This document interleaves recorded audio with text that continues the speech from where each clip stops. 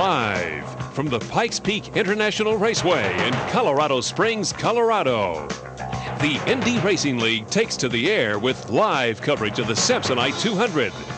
Today's live coverage of the Samsonite 200 is brought to you by Aurora, proud to be the official pace car of the Indy Racing League, by Pennzoil, official motor oil of the Indy Racing League, and by Samsonite, presenting sponsor of today's race. Now, with Samsonite 200 pre-race activity, here's Bob Jenkins. Major League Racing returns to the state of Colorado as the cars and stars of the Indy Racing League are getting set to go 200 laps around this 1-mile D-shaped oval called Pikes Peak International Raceway. We're located about 15 miles south of Colorado Springs in the town of Fountain, Colorado. This facility is brand new. It was the dream of C.C. Myers, who, after helping rebuild the freeways of Northern California after the earthquake, began construction of this facility in April of 1996. It hosted a USAC Silver Crown and midget race earlier this month, but today the drivers who compete at the Indy 500 have arrived for the Samsonite 200. Colorado has hosted racing events for many years. As a matter of fact, they've been racing up Pikes Peak since the early part of this century. The 75th Race to the Clouds will be held next weekend.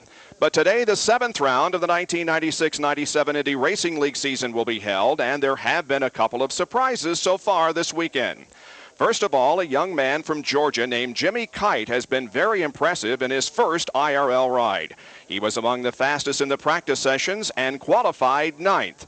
And the other surprise was the pole sitter. Scott Sharp was not all that fast in practice, but when qualifying rolled around, he was quick with a lap of 176.117. That's the fastest lap ever turned on a 1-mile track by the current IRL cars.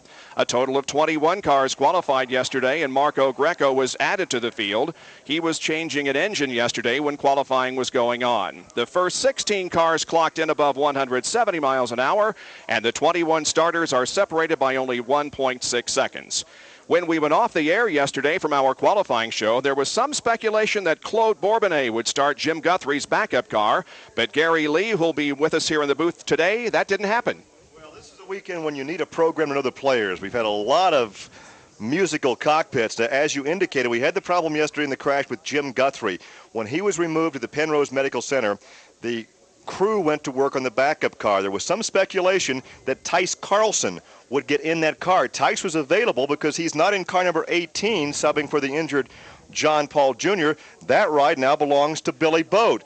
Then the crew elected, no, let's not put Tice in the car. Let's put Claude Bourbonnais in the car. Then they decided, no, let's just put it in the hauler and take it home. So let's give you an update now that we don't have that jacuzzi car in the starting lineup, that Jim Guthrie yesterday in that crash up in turn 4 did sustain a fracture of the 7th thoracic vertebrae. Now, he'll be out of competition for 6 to 8 weeks. He is at the Penrose Medical Center in good condition and should be released tomorrow. But the Blueprint team loaded up and headed back home. The weather is perfect here in Colorado for this event. Bright sunshine right now. I've been here for a week, and every day during the past week it has rained somewhere between 3 and 6 o'clock in the afternoon, and those showers are expected today, but hopefully they will hold off until after the completion of this 200-lap race at Pikes Peak International Raceway, the Samsonite 200.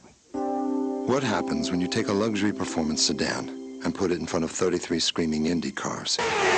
If it's an Aurora, it becomes the official pace car of the IRL. The 250 horsepower V8 that has the racing world talking. Ask Johnny Rutherford, this year's pace car driver, or Carroll Shelby, who believes it's the most modern engine built in America, and possibly the world. The Aurora V8. Why not make it the official car of your driveway? Aurora, by Oldsmobile. Remember this address, www.indyracingleague.com. The action from the track speeds into cyberspace. Log on now for timing and scoring. Log on tonight to get final results. Log on tomorrow to get official merchandise. And log on every day for up-to-date Indy Racing League news regarding the drivers, the teams, the cars, and all of the events. Powered by Nortel, the Indy Racing League's official website provider, IndyRacingLeague.com has the capability to provide live Indy video and give behind-the-scenes experience to the fans sitting at home. IndyRacingLeague.com. Log on today. From Pikes Peak International Raceway, this is the Indy Racing League.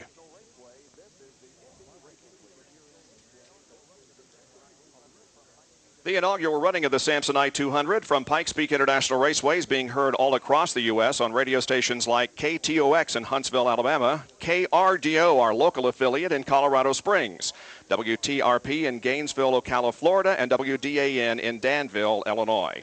Scott Sharp earned the pole position during qualifying yesterday afternoon and received $10,000 from PPG Industries. PPG will present this award to the winner of the pole in each IRL race of the 96-97 season. Any driver to win back-to-back poles during the season will receive an additional $10,000. And let's talk with the man who will lead them to the green flag today as we go to one of our two pit reporters for the afternoon, Mark Janes. Scott, what a way to come back after the injury, jump into the pole position. Well, it was great. You know, I'm really pleased. Conseco, AJ, the entire team have been really supportive, and I've been aching to come back, and it was just great to be able to come back that way. We didn't think we had enough for the pole, but we surprised ourselves and had more speed than we thought. Anything in particular, any adjustments to the car, or are those trade secrets you just soon have to give away? We just kept making changes, and really, we went, for example, we went with the harder Goodyear tires versus a lot of the guys are on the softer Goodyear tires, because we were thinking, well, we don't really have the speed for the pole, so we'll go for a top 5 or 6 qualifying spot and be better off in the race. So to end up being able to turn those speeds even on the harder tires, it was a surprise to us. You know, you guys are an amazing team, the Conseco team and the Power team. We've talked about it before. Even after the injury, you were involved in the process at Indy with Billy Boat and Paul Durant. And then, of course, at Texas. It's had to be tough for you to sit and watch, but even Davey, all you guys work very, very well together. Well, we really do. It's nice. It's really a dream situation. Davey, myself, and AJ, we all get along great. It's probably the only time in my career I'm going to have a teammate that's going to get along that well with, but we do. We're just as happy when the other guy does well as when we do. So it's a great atmosphere that AJ's putting together here. Have you already told Tony you're going to get to turn 1 first? I haven't told him that, but I'm sure he thinks that. Scott Sharp, best of luck to you. Thank you. Scott's best previous start was 4th at both the 96 and 97 IRL races at Walt Disney World Speedway. He is the first new IRL pole winner since Richie Hearn last August at New Hampshire. And the man referred to there in the closing part of that interview, Tony, that is Tony Stewart. He will line up on the outside of row number 1, and he had a qualifying speed of 175.021, whereas sharp speed was 176.117. Now we get down to our other reporter down in the pits, Mike King. Tony Stewart will start on the outside pole, and Tony, you're ready to race, that's for sure. You're still a little hot about not being on the inside of row 1. Well, we put a lot of emphasis on being on the pole each race, and just fell a little bit short yesterday. Didn't exactly know where Foyt found his speed, but wish we could have done the same thing. But we had a good run, and that's the fastest we've been all weekend, and the car was pretty comfortable. So, we're looking forward to a good day today. I guess the question is, can this and will this be your day? Well, no, after 200 laps, every time we think it's our day, something seems to happen. It's not going to be over till we get to the checkered flag. So we'll just have to wait and see then. It's going to be a quick one. Just 2 stops, Larry Curry was telling us you guys have planned here. Early strategy to just put it out in front and keep it there? Just go out and run comfortable right now. We got 2 stops to make the car perfect for the last run, and that's really what my goal is really to try to get a good balanced car for that last run and, do what we've got to do in the first 2 runs in the meantime just to stay in the hunt and, really concentrate on getting the car right. He's led an incredible number of laps during this 96-97 season. Tony Stewart looks for his first win in the Indy Racing League Series here today at Pikes Peak. As a matter of fact, he has led 545 laps going into this race, and the driver who has accumulated the next highest amount, Ari Leyendijk, has led 117. And Gary, every time the green flag drops on an IRL race, you do ask yourself, is this going to be Tony Stewart's day? Well, I think he now believes in going out and finding a voodoo doll and sticking some pins in it, because drivers will tell you they would rather be lucky than good. He has been good. He has been fast. He has not been lucky. If it can go wrong, it has gone wrong. It's been very frustrating for John Menard, Larry Curry, and Tony Stewart. For every lap that he has competed on, he has led 55% of them, but yet he has 2 second places and a lot of DNFs. Sun-drenched crowd below us here at Pikes Peak International Raceway. There is seating for 42,787 people in the grandstand, and we have several hundred people also in the infield. It's not going to be a full house here today, but a great crowd is on hand to see the return of Major League Racing to the Colorado area. Now let's go back down to Mike King. with the newest face on the Indy Racing League Tour, Jimmy Kite, who's going to start on the inside of row number 5. I would have thought that last night would have been difficult sleeping. You say you slept like a baby. Oh, no, I'm one of them weird people that when I get nervous, I sleep. So I've been sleeping a lot lately. Final practice session yesterday, you said you loved the way the car felt. Tell us about it. All weekend, the car has felt really good. Our biggest problem was qualifying. We didn't qualify as good as we hoped, but we didn't change our car. We've been working all weekend on a race setup, and we didn't really care about a qualifying setup. So that kind of penalized us a little bit, but I think at the end of 200 laps, we're going to be a lot better than a lot of these cars just because I know we're good on a long run. We talked about this earlier in the week. You raced here just 3 weeks ago, so you know a little bit more about this track than some of these other guys. Yeah, well, at the start I did. I mean, these guys, they pick it up really quick. They know just as much as I do. Matter of fact, a lot of these guys have been racing longer than me. I'm sure they know a lot more than I do right now. I had a little bit of an advantage at the start, kind of know where the groove was, where I could pass, where I couldn't, but it's evened out now. We're all back to normal. Have these last 72 hours or so been a little like a dream? Like a huge dream. I'm having so much fun, it's really hard to believe. Jimmy Kite is one guy to keep your eye on today. He was amazingly quick to be in this car for the first time with the Scandia team, and he's just going to be a lot of fun to watch today for sure. His parents will be with him. Gary and Donna Kite from Sackridge, Georgia are here with him, and they're going to spend some time in the pits. All in all, a big day for the Kite family.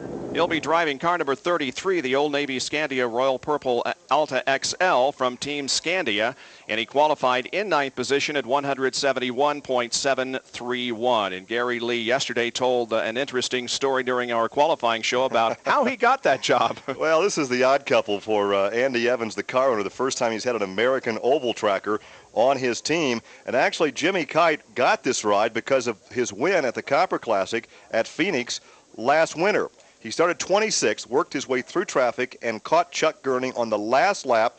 Chuck's car sputtered just a bit for low fuel, and Kite won by maybe, 6 or 8 inches.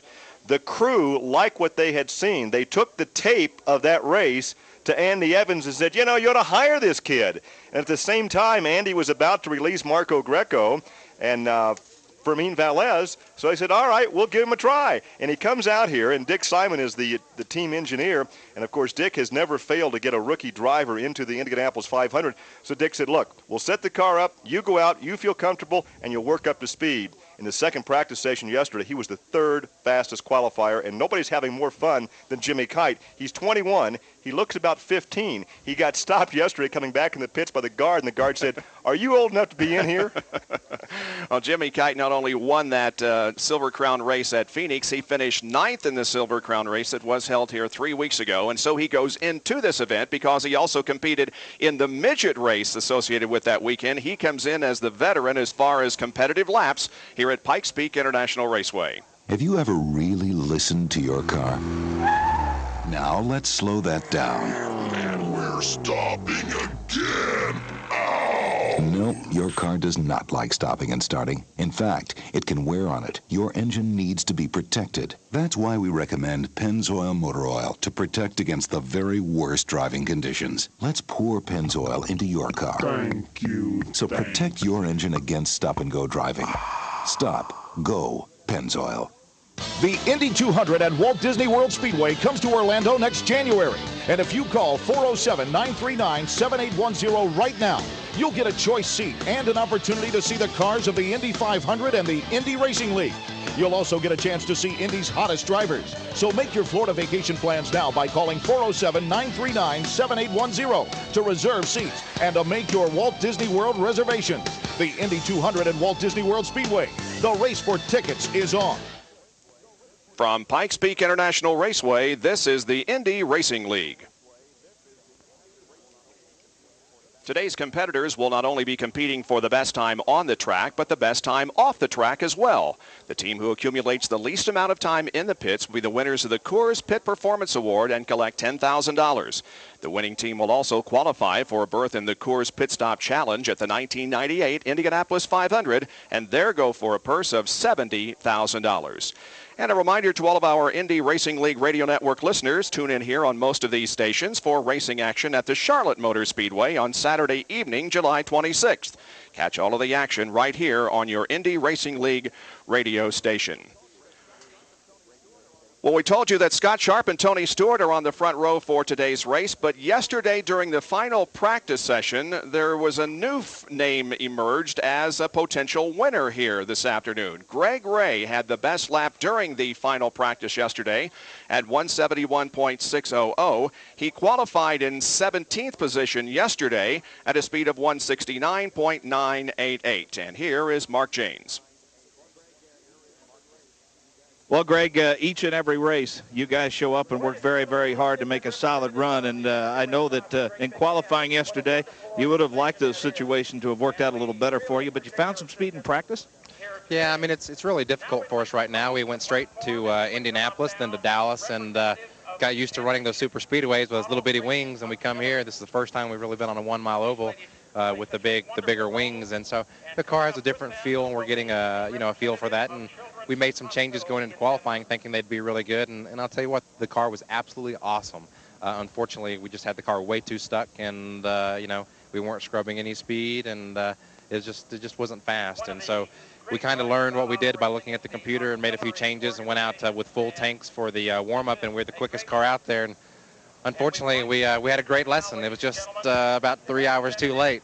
It would have been a lot easier for us today if we could have started sort of in the first couple of rows, and now we're back to having to pass 16 or 17 cars. So it's going to be a long day at the office, but hopefully it'll be exciting. I know you had some struggles at Indianapolis with the motors, and then of course the unfortunate situation with the accident in qualifying, or the incident in qualifying with originally thought you were disqualified, then you got put back in your original starting spot. You're just looking for a good, solid, clean run with no controversy, because that also will throw some sponsorship dollars your way, and you guys could use that. Well, absolutely. I think a lot of the teams here have been surprised at what we've been able to do with little or no money.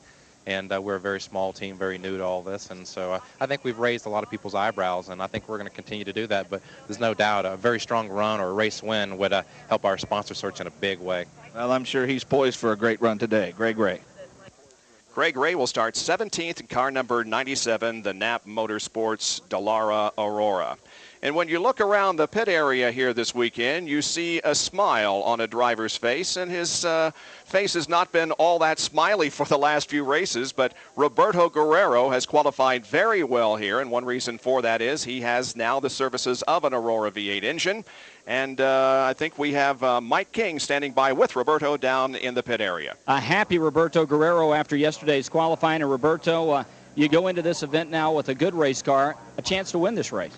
I know I haven't been into a race with that attitude for a long time. It was kind of one of those, well, we'll just go out there and hope that we finish and see what happens to the rest of the guys. Now we actually, if things go well, we have a real good shot at winning the race. So it definitely makes a big difference going into the race with that attitude. Now you start fifth, inside of 3, pretty good spot. Will you try to go up front early? Will you hang back behind the guys and kind of wait for the first stops to filter out before you decide what the strategy will be for those final 100 laps? Yeah, you can't really make a plan. I mean, you have to go out and play by ear. I'll definitely be, I won't be taking stupid chances trying to get to the front. It's 200 miles, and I'll just, if I'm faster and there's a safe place to pass, then I'll pass. I won't be sitting back there either. So we just go out and play by ear, and then hopefully we'll be in good shape at the end of the race. Talking about a safe place to pass, this is a wide, fast track. Where is the preferred passing line here? Well, the two ends, are basically the same.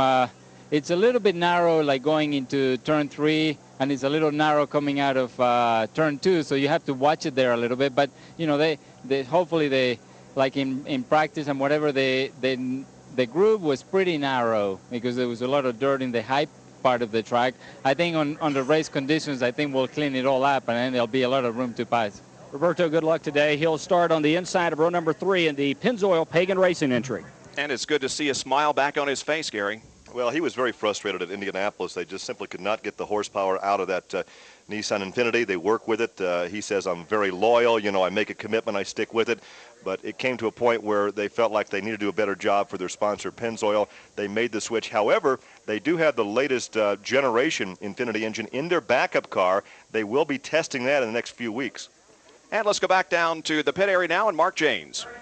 Davey Hamilton joins us, and you have to be awfully pleased at this point in the season with the way the season has gone. You're poised for a good, solid shot at the points championship. Yeah, you know, we're having some good runs. Obviously, we'd like to win one of these races. We haven't done that yet, but we're knocking on the door and working our way towards the front. And we had a good qualifying run here with the fourth, and you know, we just want to be there at the end, and if not win, just try to be up front for the points. So kind of two races going on right now. With the way things went for qualifying, did you push it too hard in the last practice session yesterday? Well, I actually, the last practice session after qualifying, I really didn't get a run. The guys did a great job just changing motors. We had to almost assemble some of the motor before we put it in, and we only got like 5 or 6 laps. So, you know, I still have a lot of faith in the car. It was good for qualifying, and we just left it the same, and we'll go see what happens. Your teammate, Scott Sharp, jumps right back into the car and grabs the pole his first race back. If you look back to when Scott got injured and you working with Billy Boat and Paul Durant and then working with Scott, you guys, the Power team and Conseco team, just redefined teamwork. Oh, absolutely. You know, I mean, Scott, it's great to have Scotty back. He's such a team player, and obviously he's a great race driver, and works out great for both of us, and we're good friends on and off the racetrack, and you know, both teams are really strong right now, and AJ has good cars underneath of us, and in these cars, you know, you have to have the car right. The driver can only make up for so much, but I'll tell you what, Scotty gets every little bit out of it, and you know, he relays information to me to try to make my car right as well. Only one driver has started all 6 races this season and finished all 6. He's currently the points leader, Davey Hamilton. And so A.J. Foyt's cars will start 1st and 4th this afternoon. Well, Davey has not been spectacular, but very consistent. He has finished 98% of all the laps, more than anyone else, at the 1137. And right now he leads the point standings by 9 over Tony Stewart. We have about 15 minutes to go before gentlemen start your engines. The drivers have begun to get in their cars now, and a lot of them have umbrellas over them because the sun is beating down rather significantly here. It is 90 degrees, we understand, in the shade, but the fans have turned out in a great number to watch this competition here this afternoon. We're standing by for the Samsonite 200 from Pikes Peak International Raceway. When you say the word environmentalist, race car driver doesn't pop into most people's minds. But the track here and the race teams recycle all their used oil, fuel, engine coolant, and filters with Safety Clean. Make sure you do your part. Patronize businesses that recycle their waste fluids. You can tell who they are by the sign in their window that says, "We care." That sign means that, like over 70 race teams, these businesses are recycling with Safety Clean, the official environmental and recycling service of the Indy Racing League. Race fans, get on board with racing's fastest growing league. The official trackside gift shop has the Indy Racing League's newest and most exciting officially licensed merchandise. The 1997 IRL catalog features a variety of apparel and collectibles from the Indy Racing League.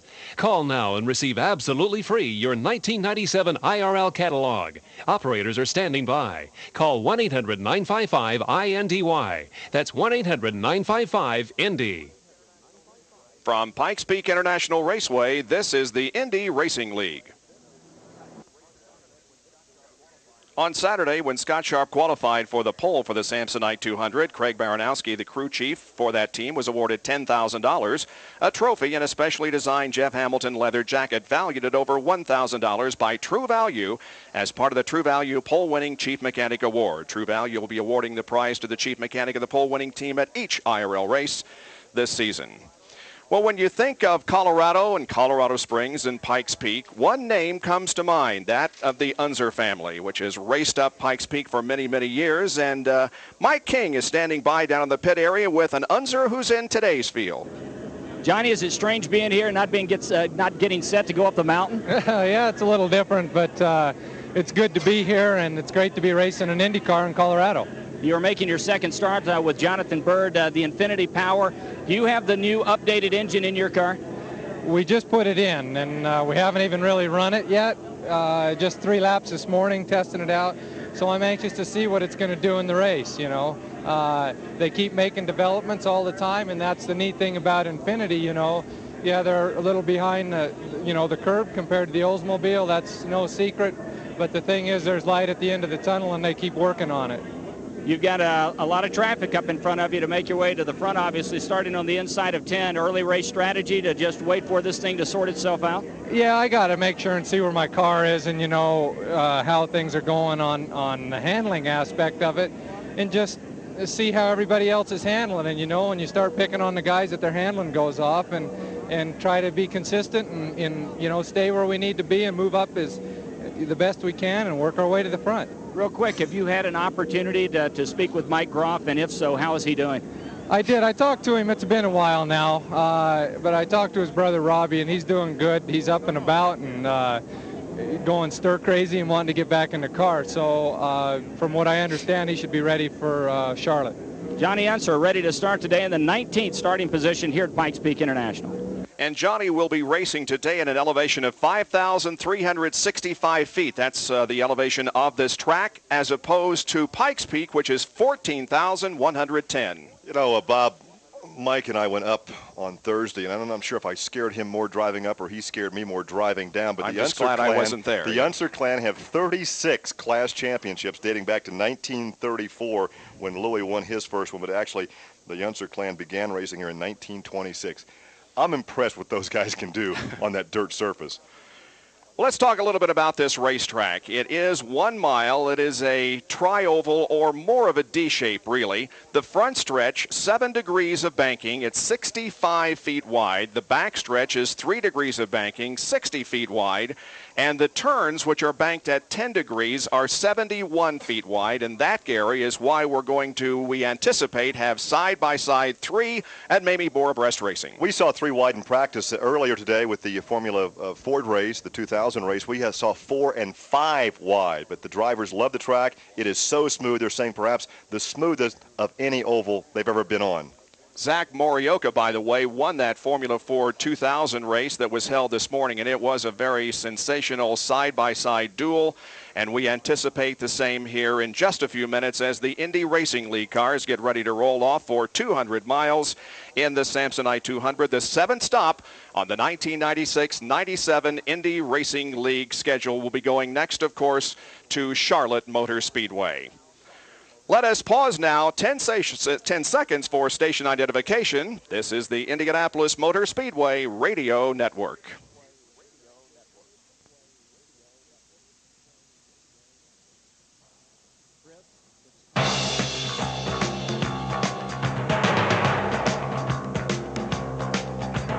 Live from Pikes Peak International Raceway in Colorado Springs, Colorado. The Indy Racing League takes to the air with live coverage of the Samsonite 200. The Indy Cars storm into Colorado Springs for the inaugural running of the Samsonite 200, a brand new 1 mile oval set in the shadows of the Great Rocky Mountains. Today's live coverage of the Samsonite 200 is brought to you by Aurora, proud to be the official pace car of the Indy Racing League. By Pennzoil, official motor oil of the Indy Racing League. And by Samsonite, presenting sponsor of today's race. Now, live from Colorado Springs, here's Bob Jenkins. Bright sunshine has greeted thousands of race fans who have turned out to see the inaugural running of the Samsonite 200 here at this brand new facility, Pikes Peak International Raceway. We're located about 15 miles south of Colorado Springs in the town of Fountain, Colorado. And this racetrack is nice and wide, and we anticipate some great racing here this afternoon. The temperature is 90 degrees. The track temperature is 138. And there is a chance of showers later in the afternoon. However, not until after about 3 o'clock, and the race should be over by then. We have 22 cars and drivers that are getting set to race 200 miles here at Pikes Peak International, led by Scott Sharp, who qualified for the pole yesterday at 176.117, and that is the fastest lap ever turned on a 1 mile track by a current IRL car with the normally aspirated engines. The previous record was 170.012. Tony Stewart will line up alongside. He qualified at 175.021. Saturday night, July 26th, the green flag drops on history at Charlotte Motor Speedway when the cars and drivers of the Indy Racing League tackle the high banks of Charlotte. This open-wheeled invasion into the heart of stock car country is led by Indy 500 winners Irie Lyondike and Buddy Lazier. The blistering field also includes IRL standouts Eddie Cheever, Roberto Guerrero, and Scott Goodyear. The IRL is the premier auto racing series for open-wheeled, open-cockpit, single-seat Indy-style cars. And this premier series is headed to the Charlotte Motor Speedway. The mile-and-a-half at Charlotte has never witnessed such speed and technology as it will Saturday night, July 26th. Tickets for this record-breaking event start at $20 and can be purchased by calling 704-455-3200. That's 704-455-3200. So, call now and be there when the stars of the Indianapolis 500 make their high-speed debut at the Charlotte Motor Speedway. From Pikes Peak International Raceway, this is the Indy Racing League. The Indianapolis Motor Speedway Radio Network would like to welcome radio stations WAOV in Vincennes, Indiana, WIBC in Indianapolis, KRLV in Las Vegas, and WELM Elmira, Corning, New York, to the inaugural running of the Samsonite 200. Indy, Indianapolis 500, Indy Car, and the Indy Racing League are trademarks owned and licensed by the Indianapolis Motor Speedway Corporation. Any rebroadcast, reproduction, or use of information and descriptions contained in this broadcast without the written consent of the Indianapolis Motor Speedway Radio Network is prohibited. We told you that Scott Sharp and Tony Stewart are on the front row. The second row has Scott Goodyear and Davey Hamilton. Goodyear at a 174.224 and Hamilton qualifying at 173.879. In the third row, Roberto Guerrero, his best start of the year at 173.770, and Kenny Breck, who was among the fastest in all of the practices, at 173.553. Local driver Buzz Calkins from Denver qualified for 7th position at 172.4, and then Arie Lyondike at 172.364. Lyondike crashed here in the first practice period, and they repaired it and got him in the field in 8th. He'll be going for his 3rd consecutive victory in Indy Racing League competition here this afternoon. The 5th row, a young rookie sensation from Stockbridge, Georgia, graduating from the Silver Crown ranks, Jimmy Kite, qualifying at 171.731. Next to him in the 5th row will be Afonso Giafoni at 171.608. Stephen Gregoire will start inside row number 6 at 171.608, and Buddy Lazier from Vail, Colorado, another local driver, qualifying at 171.551. Eddie Cheever starts 13th with a speed of 171.282 and an identical speed turned in by Eliseo Salazar. He will start outside the 7th row. The 8th row, Billy Boat at 171.103 and Robbie Groff at 170.438. The 9th row, Greg Ray and Vincenzo Suspiri. The 10th row, Johnny Unser and Jack Miller. And in the 11th row will be Mark Dismore, the slowest qualifier in the field, at 162.602. And Marco Greco joins the field. He did not qualify, but he was changing an engine in that car yesterday when qualifying was going on, so he starts in 22nd spot. Break the field down. There are 12 G-Force chassis, 10 of the Delaras. There are 20 Aurora power plants by Oldsmobile, 2 of the Infinities, and 15 drivers are on Goodyear tires, 7 on Firestone, and there are 8 rookies in today's starting lineup. Standing by for the command to start the engines. The drivers are in their cars, the crew chiefs and team members standing around the cars. And in just a moment, the engines will fire, and we'll warm them up for just a short time. I have 3 warm-up laps, and then they'll get the green flag for 200 laps of competition. Again, it's a beautiful day here in Colorado Springs at the Pikes Peak International Raceway, constructed by C.C. Myers, who's the owner of the track, and Lex Dudas, the general manager. Let's go down for the command. Starting lineup, it is my pleasure to introduce Mr. Tom Leonard, president of Samsonite, the Americas.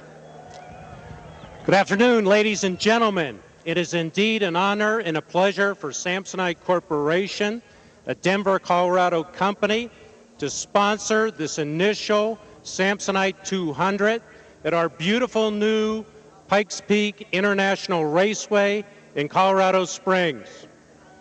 Are you ready? If you are, then gentlemen, start your engines.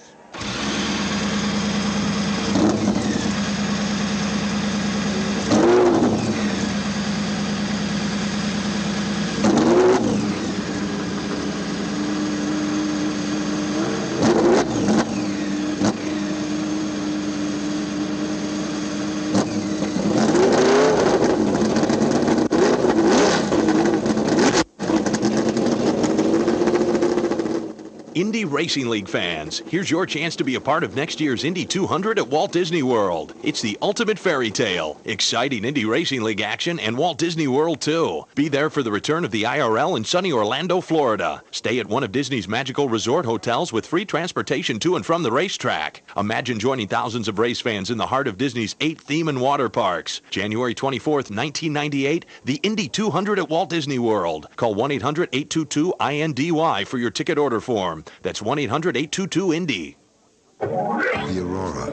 It started life as a luxury performance sedan, but it had something else on the other side. Because under the hood, a 250 horsepower V8 engine longed to be let loose. And after getting noticed by the public, it's now making an impression on the drivers of the IRL. The Aurora V8. If it can get that kind of respect on the track, imagine how you'll feel in a test drive.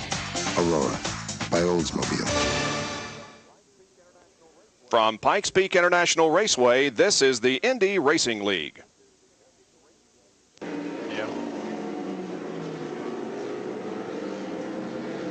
We welcome you back to Pikes Peak International Raceway. The first of 3 warm-up laps have been completed. 2 more and we'll get the green flag. The front of the field already in the backstretch behind the Oldsmobile Aurora pace car, with Scott Sharp and Tony Stewart occupying row number 1. Scott Goodyear and Davey Hamilton in the 3rd row. Roberto Guerrero and Kenny Breck in row number 3. And I would like to have a heart monitor right now on young Jimmy Kite, because you know it's palpitating right now as he starts inside row 9.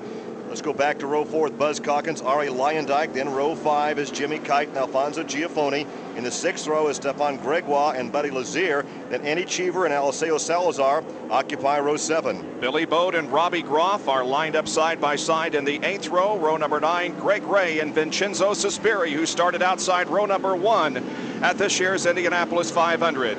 The 10th row, Johnny Unser and Dr. Jack Miller. And in the 11th row, it's Mark Dismore from Greenfield, Indiana, and Sao Paulo, Brazil's Marco Greco. The pace car now begins to pull away from the field as Scott Sharp has them in tow as they come out of corner number 2 and down the backstretch. The turns are banked at 10 degrees and they're 71 feet wide. We should see side-by-side 3 and maybe 4 abreast racing as the afternoon goes along. The pace car begins to speed up now, and it is ready to head for the pit area and the start of the race just moments away. Let's take a look at them. Sharp and Tony Stewart side by side. It's a rather slow start here as they come off of corner number 4. Brian Howard looks at them and the green flag is out. We are underway at Pikes Peak International Raceway. Tony Stewart with about a half a car length advantage as they roll into turn number 1, and now Stewart does get out ahead of Scott Sharp. There's a spin. Scott Sharp spins in turn 2. Slides up and hits the outside wall. Can you believe that? As they were going out of turn number 2, Scott Sharp lost control and spun into the outside wall.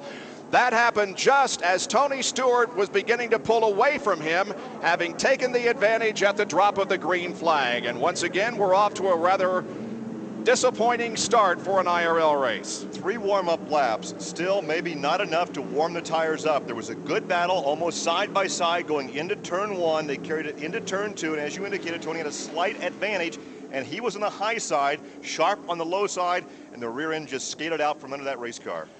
There was no one real close to him, and the lucky thing was that there was no other car involved, because he was running, of course, second at the time, and the car slid up the banking, made contact with the outside wall with the rear end of the car, and luckily everybody was heads up and probably help from some spotters who are working with the drivers. They got to the inside of the racetrack and there was no other vehicle involved. You talked about the 10-degree banking. The track at the low side flattens out to about 3 degrees down there for the apron, and I'm wondering if he got down low enough that he actually got off that crease and it lost the rear of the car. Well, the safety crew has arrived on the scene, needless to say, and they are working now with Scott Sharp. You'll recall this is his first race back since injury suffered at the Indianapolis 500 during practice that put him out of competition. The car did make contact with the outside wall, rear end first, and they are stabilizing his neck now before they lift him out of the car. We certainly hope that he is not injured, but we do have to remember of his injuries that he did suffer at Indianapolis. He lost 2 races because of the head injury suffered in that practice crash. and was just elated when he came back to snag the pole yesterday, and a major surprise because he had practiced about 172, and when he goes out to qualify, he jumped up to 176 miles an hour, so surprised everybody by grabbing the pole yesterday. Mike King, how is A.J. Foyt reacting to all this? Well, A.J. has already stepped onto the cart, and he and Scott's wife heading towards either the infield hospital or towards the accident area. Immediately, A.J. said that Scott had not said anything, and then he jumped off the pit cart here. Absolute disbelief. I guess that's only the best way to describe how the Conseco crew is now reacting to this first lap incident, as Scott Sharp, who had come back and practiced so strong, and then of course grabbed the pole in his first race back after missing both the Indianapolis 500 and True Value 500, winds up in the wall in the second turn. They have not gotten him out of the car yet. They are being very cautious and stabilizing the back and the neck before they lift him out of the car. And now it appears they are beginning to lift Scott out of the race car, which really is not damaged all that much, but he did take a pretty good lick with the rear end.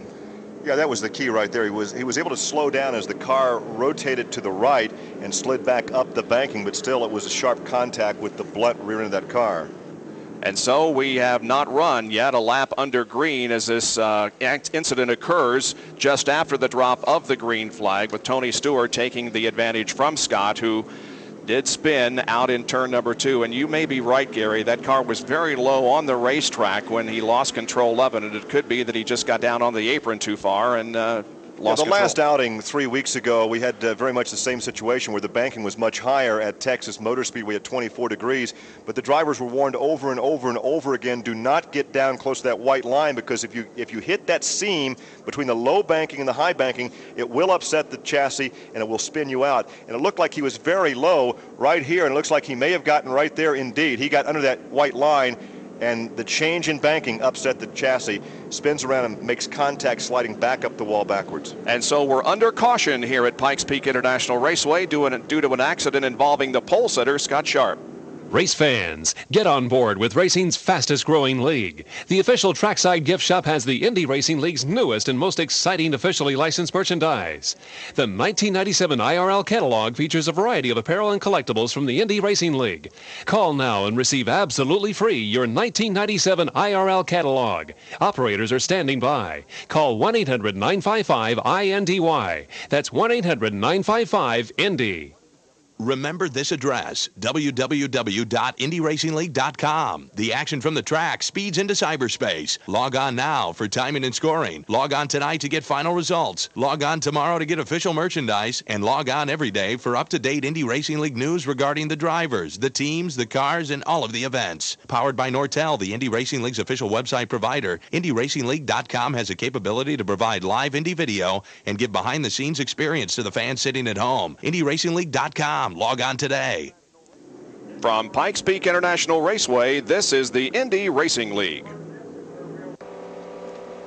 Today, the Indy Racing League teams are competing for over $1.1 million in prize money. Over $140,000 had been posted by participating companies in the form of contingency and special incentive awards. The Indy Racing League recognizes these top award sponsors: PPG Industries, Champion, Coors, MB&A, Nissan, Oldsmobile, Pennzoil, and True Value. Still under caution here at Pikes Peak. Scott Sharp has been removed from the car. They put a neck collar on him and loaded him into the ambulance. He's being taken down to the infield care center.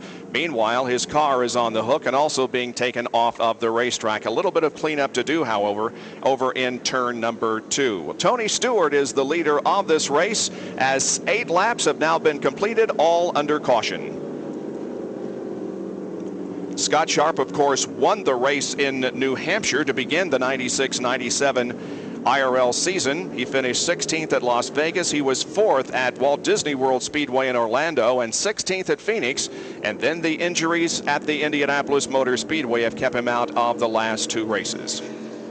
And let's hope he is not injured to the point where he has to miss any more races. And It certainly was an unfortunate situation there in the second turn, but he did not make contact with any other car when he spun, and there was no contact after he spun with any other car. You know, Billy Boat was in that car, was one of the drivers for AJ, and was in that car at Texas 3 weeks ago and did a great job. In fact, we thought initially he had won the race, then the check of scoring indicated he was in second position. AJ elected not to run 3 cars here this weekend, so it was Billy Boat who jumped in the number 18 car. We had thought, you talk about the driver changes and the program knowing the players, we had thought that John Paul Jr. might be back in the cockpit of car number 18.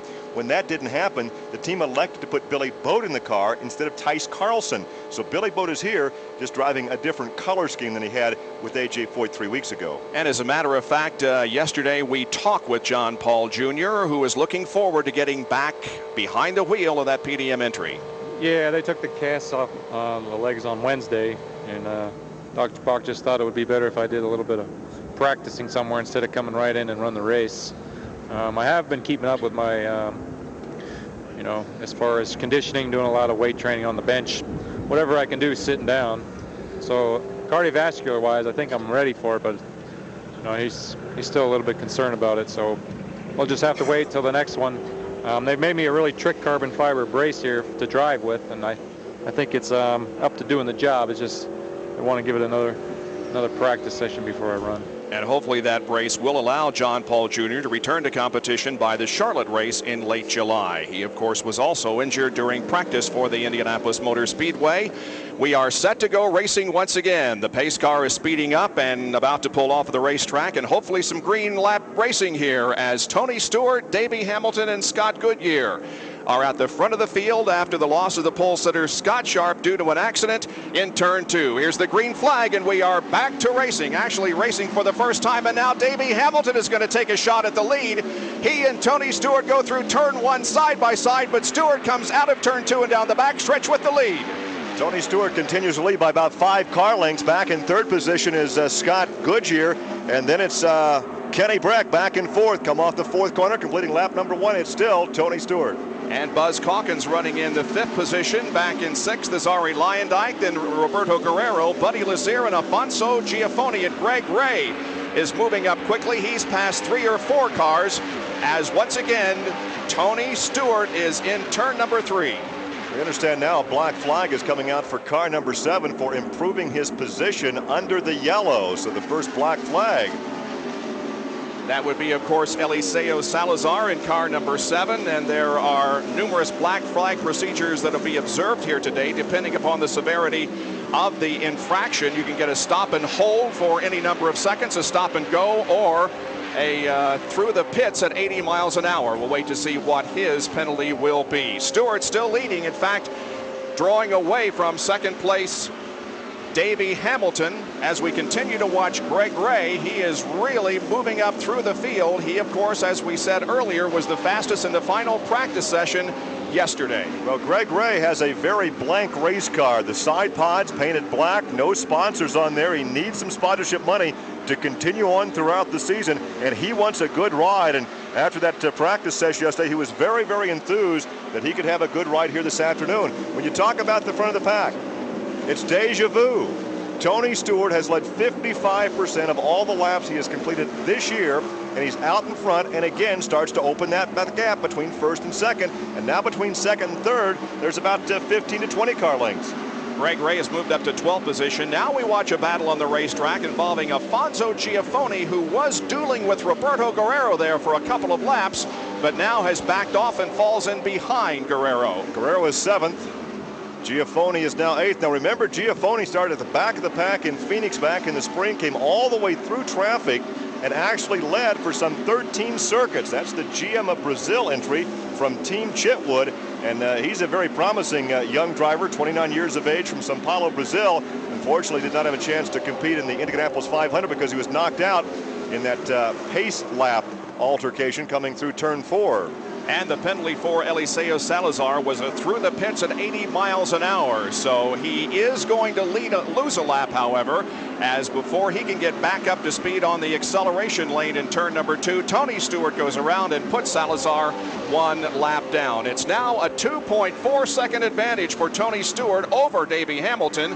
And then right behind Hamilton is the number 6 car of Scott Goodyear. And there's about 3 or 4 car lengths there between those two drivers. Best battle back in the pack for 6th, 7th, 8th, and 9th. 6th now is Arie Luyendyk by about 3 car lengths over Roberto Guerrero, then about 4 car lengths back to Giafone. And here's a battle for the 9th to make that the 8th position as the rookie goes to the inside. He is inside that white line ever so low. That is Jimmy Kite.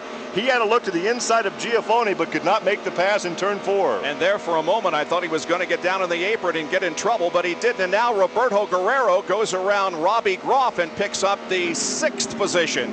Groff to 7th. The battle for 8th continues. Luyendyk is falling back, now in the grasp of Giafone. So Giafone and the rookie Jimmy Kite directly behind Arie Luyendyk. That was Arie Luyendyk. I thought it was Robbie Groff, but it indeed was Luyendyk that Guerrero went around. And now behind him, he sees the cars of Afonso Giafone and Jimmy Kite as they close up quickly on him. Tony Stewart continues to lead. It's now a 3.6 second advantage that he has over Davey Hamilton. And lapping is about to begin because right now Tony has his sights on that second Gallows car. That is Marco Greco. And Greg Ray, Gary, is in for an unscheduled pit stop. Boy, that is an unfortunate situation for him. He was a fast race car out there, but now comes in and the crew goes to work on the car, changing all 4 tires. But we would anticipate this being something other than just a routine pit stop since it has come so early in the race. They're completing work on it, and we will watch that while we go to Mike King, who has an update on the condition of Scott Sharp. IRL Medical Director Dr. Henry Bach. Dr. Bach, how is Scott Sharp? Scott Sharp's awake and alert on his way to Penrose Hospital. He suffered some confusion on the racetrack, and therefore he's going down for evaluation. Thank you very much, Dr. Bach. So, guys, apparently a situation that may have related to his last incident. We have a crash in turn 2. Johnny Unser is the driver involved in the incident. He made hard contact with the outside retaining wall in turn 2, and the car is now in the middle of the racetrack at the exit of turn number 2, and just about the same spot where Scott Sharp had his contact. And so the second yellow flag of the afternoon comes out, this one on lap number 25, and the driver involved is Johnny Unser. Safety crew has arrived on the scene, and they'll be trying to get Johnny Unser out of that car. He did make very, very hard contact with the right side of the machine. And Mark Janes has a report from pit road. We talked with Greg Ray before the race, and he could use a little luck. Well, the yellow came at a very bad time. He said the car was loose, and they thought they would come in and just make some adjustments, top off the fuel, put 4 new tires on, and right after he came into the pits, the yellow came out. Now, as far as Eliseo Salazar, he was penalized for improving his position before the green flag, and Andy Evans, team owner, not happy about that, but he said, oh well, that's racing. We have learned that Johnny Unser is out of the race car, right, Gary? Yes, he is out. He is talking. The helmet is still on, but he is talking with the emergency crew members. He actually climbed out under his own power. There was no backboard used. There was no extrication. They talked to him for a moment in the cockpit, and then he simply climbed out and walked away. So apparently he is okay, but some very heavy damage to the Jonathan Bird cafeteria Bryan heating and cooling cars. You can see the entire right side is wiped out.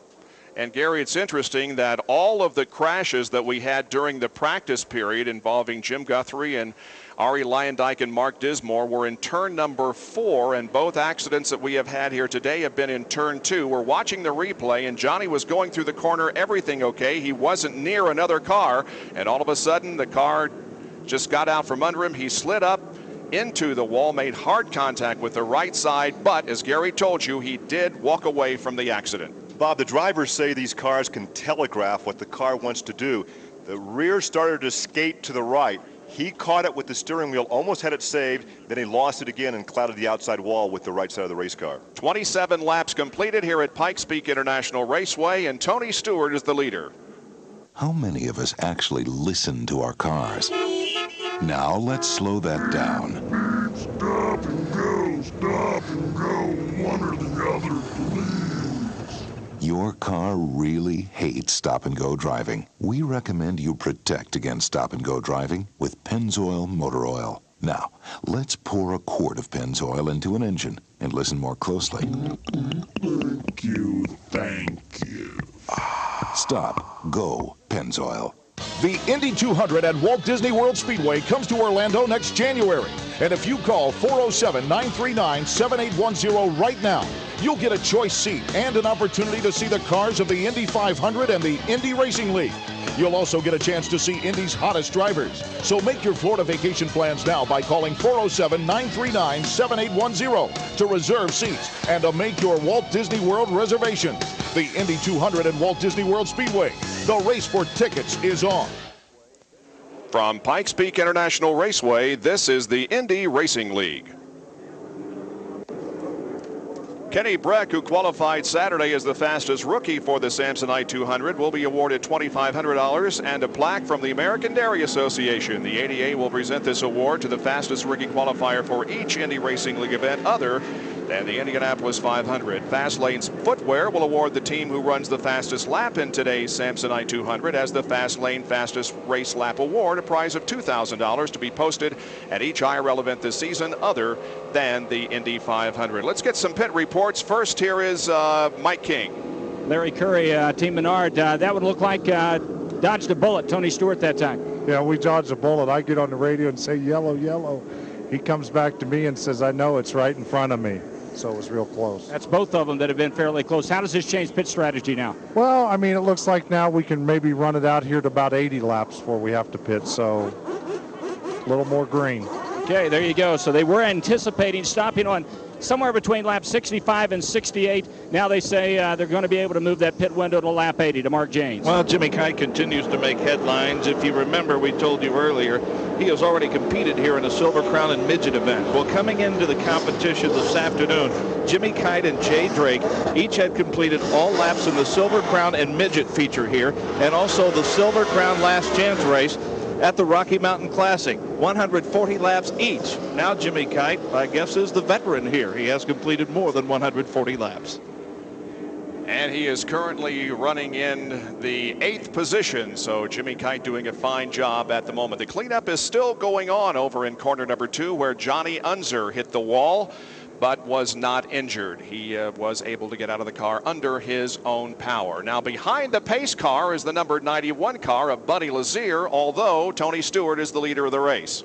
Well, yeah, Buddy is being scored as a lap down, so I'm curious as to why they allowed him to stay there and didn't say go on around and join the back of the pack a lap down. So right now behind the pace car is that purple number 91. And then once again, Tony continues to lead. Second again is the number 14 car of Davey Hamilton. Then it's Scott Goodyear and Kenny Breck. Eddie Cheever is currently making a pit stop. We see him roll to a stop down to our right, and just moving out of the pit area is Vincenzo Sospiri. Well, Johnny Unser was driving the car normally piloted by Mike Groff, one of the Nissan teams, and Mike King is standing by with an interview. Frank Hanswitz, you of course have headed up this project with the Nissan Infiniti Indy from the get-go. You were hoping today to see the updated version of this engine in this car. Any indications how it was doing those opening laps? No, I mean, it's not a time in the opening laps of the race to be talking to Johnny about how the motor's doing. The guys are watching everything on the telemetry. It looked very good. It was turning really good RPM. It, was kind of moving back and forth amongst the pack of cars he was running with, and we'll talk to him afterwards, see what he has to say. I know this was the last thing you needed here today. You really wanted to see how this thing was going to perform under race conditions for a good number of green laps. Yeah, we were really hoping to show that we'd made the improvements we know we've made at home and a chance to display it. But it's racing, and there's a lot more to it than just the engine's role, and it's very unfortunate for the Jonathan Bird Cunningham guys because they've worked very hard to get, they build the engines in-house. They stayed late last night installing it after everything was over, and everybody's really disappointed, of course. Nissan continues to make refinements to this engine. Will you come with an updated version of this newest engine to Charlotte? Yeah, and I would definitely say what we're doing is much greater than just refinements. We're working hard on multiple aspects of it, and of course, our objective was to have some level of work performed by here and have more by Charlotte, and then a considerable amount done in the gap we have to Las Vegas. That's Frank Hanswitz. He is the man who has overseen this project to get Nissan up to speed with the Infiniti Indy, and certainly he wanted to see more laps out of this car here today. And that, of course, is the newest generation we talked about earlier, and that engine is actually 18 pounds lighter than its predecessor, and that's a key to making horsepower, is to keep it as light as possible.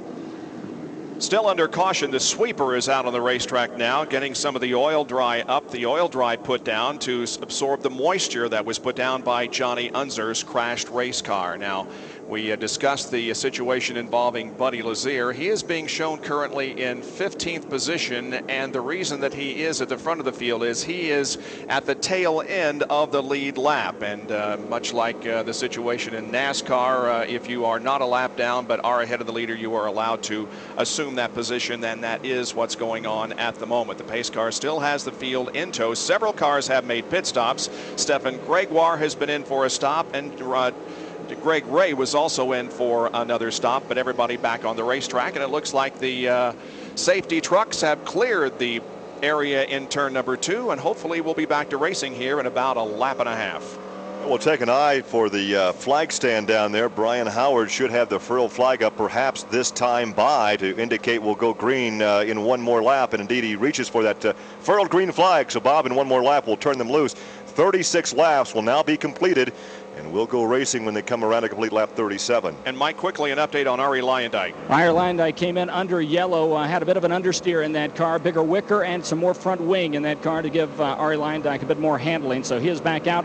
But consider that your top teams right now, for example, Tony Stewart, as we said earlier, the pit window is going to move to 80. They did not come in. Arie Luyendyk, for example, will be out much longer, so we could be seeing some dice being thrown here very early on this afternoon. Getting set for a restart. The field moving out of corner number 2 now, and the field has been given the indication that next time around they will get the green flag. Tony Stewart is the leader of the race. Davey Hamilton is second. Scott Goodyear is third. And then the number 4 car driven by Kenny Breck. And we watch the pace car now at the south end of the racetrack, make that the north end of the racetrack as we look toward Colorado Springs. Off the corner they come, and the green flag waves. We are back to competition.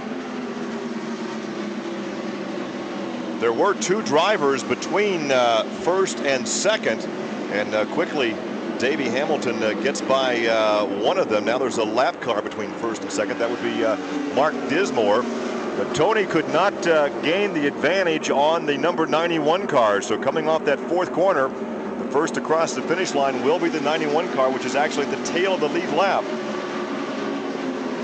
And Buddy Lazier stays on the lead lap in 15th position, and we understand that Johnny Unser has been checked at the infield medical center by Dr. Henry Bach and has been pronounced okay, and that is certainly good news in light of the fact that that car took very, very serious right side impact with the turn 2 wall. Tony Stewart stretching out the advantage as he has done at the drop of the green flag. The advantage is up to 1.4 seconds now on Davey Hamilton. As we look back through the pits, or rather through the racetrack, we don't see any particular battles. We do see that Dr. Jack Miller is not up to speed by any means. As a matter of fact, when the green flag came out,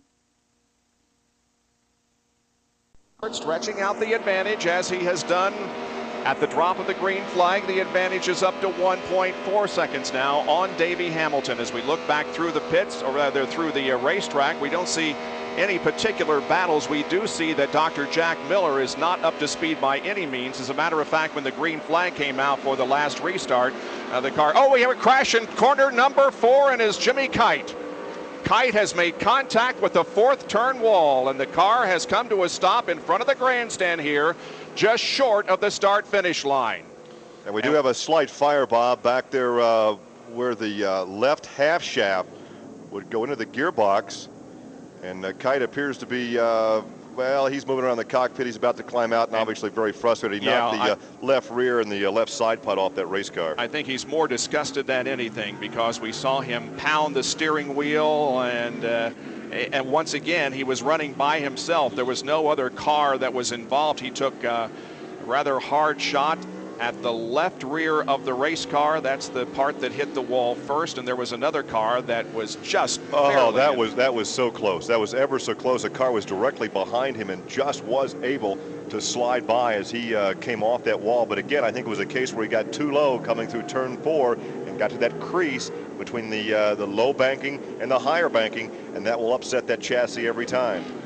He is standing in the cockpit of the car, taking off the helmet. He obviously is all right. The safety team is right there, but it's too bad that Jimmy Kite's inaugural IRL race had to come to an end like this, because the young man was very, very impressive in the race and in the practice and qualifying periods that we have had. Mark James. Well, the parents sometimes are very, very protective, and in a business like this, understandably so. And as soon as the crew got word from Jimmy Kite that he was okay, they quickly rushed over to his parents, who are in the pit, to reassure him that he is indeed fine. There was a big flash of fire when he hit the wall, but it quickly went out. And I still have not been able to determine who that car was that he almost hit, but it was very, very close. No other car, however, was involved in the incident. But another cleanup is underway down in front of the main grandstand here at Pikes Peak International Raceway. Do have an update on Scott Sharp. He was confused shortly after being extricated from the race car, but now he is awake, he is alert. But for precautionary reasons, he has been transported to Penrose Medical Center in Colorado Springs. For precautionary reasons, they'll probably keep him overnight for observation. His wife, Kim, is with him in the ambulance. And we're still trying, Bob, to find out who that was directly behind Jimmy Kite that almost clipped the back of that car. We have the pace car leading the field down through the pit area while the cleanup is underway on the racetrack itself. The car that he almost hit, Gary, was Billy Boat. Billy Boat. Boat just barely missed the sliding car of Jimmy Kite, but there was no contact. And I can only hope, too, and I think all the short oval track fans would hope that Andy Evans will maintain the employment contract with Jimmy Kite, and we can see him at the end of July at Charlotte. A few drivers taking advantage of the caution to make pit stops, included in that group Roberto Guerrero. What happens when you take a luxury performance sedan and put it in front of 33 screaming Indy cars? If it's an Aurora, it becomes the official pace car of the IRL. A 250 horsepower V8 that has the racing world talking. Ask Johnny Rutherford, this year's pace car driver, or Carroll Shelby, who believes it's the most modern engine built in America, and possibly the world. The Aurora V8. Why not make it the official car of your driveway? Aurora by Oldsmobile. Race fans, get on board with racing's fastest growing league. The official trackside gift shop has the Indy Racing League's newest and most exciting officially licensed merchandise. The 1997 IRL catalog features a variety of apparel and collectibles from the Indy Racing League.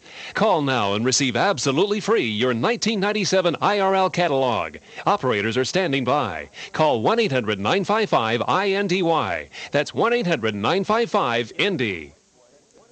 From Pikes Peak International Raceway, this is the Indy Racing League.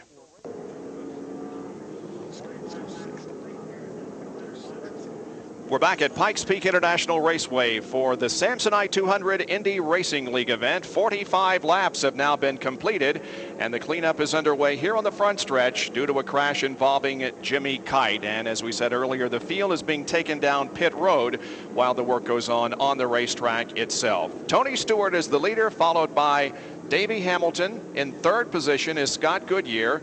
In fourth place now is the number 12 car of Buzz Calkins, and then the 17 machine of Afonso Giafoni. You mentioned the sponsorship of Samsonite. It's nice to have Samsonite back. They're headquartered in Denver. And a little trivia question for you, of course. Who did Samsonite sponsor to a couple of national driving titles back in the early 70s? Well, we'll never forget the great motorcycle rider who turned race car driver and won a couple of national championships, Joe Leonard. Pelican Joe. So it's nice to have Samsonite back involved, and of course that would be a natural sponsor since they're headquartered to the north in Denver. And while we're talking about race drivers of that era, Gary, we'd like to say hello and get well to Johnny Rutherford, who is recovering from viral meningitis, and he is back at his home at Fort Worth, Texas.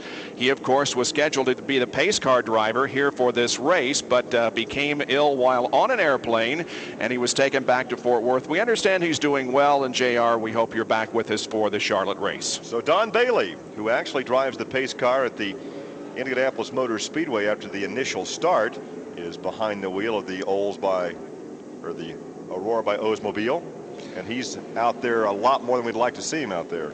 Mike King is once again down at the Infield Medical Center, and Mike, you're getting way too much work in that area today. Dr. Henry Bach here with updates on both Johnny Unser and on Jimmy Kite. Doctor? Mr. Kite, Mr. Unser are both going to be released here from the medical center. They're in good conditions, a few bruises, but other than that, but released to drive. Okay, so good news from IRL Medical Director Dr. Henry Bach, and we'll hang here and grab these guys as soon as they walk out. All right, each of them, of course, must make a mandatory visit to the Infield Medical Center and get checked over there. And in the case of Scott Sharp, if necessary, to be removed to another facility in Colorado Springs. Penrose Medical Center, and that is a very famous motorsports name out here because the trophy for the hill climb at Pikes Peak is named for Penrose, who was an early competitor, and it is on display. The original trophy is on display in the museum, and it's a beautiful, huge trophy.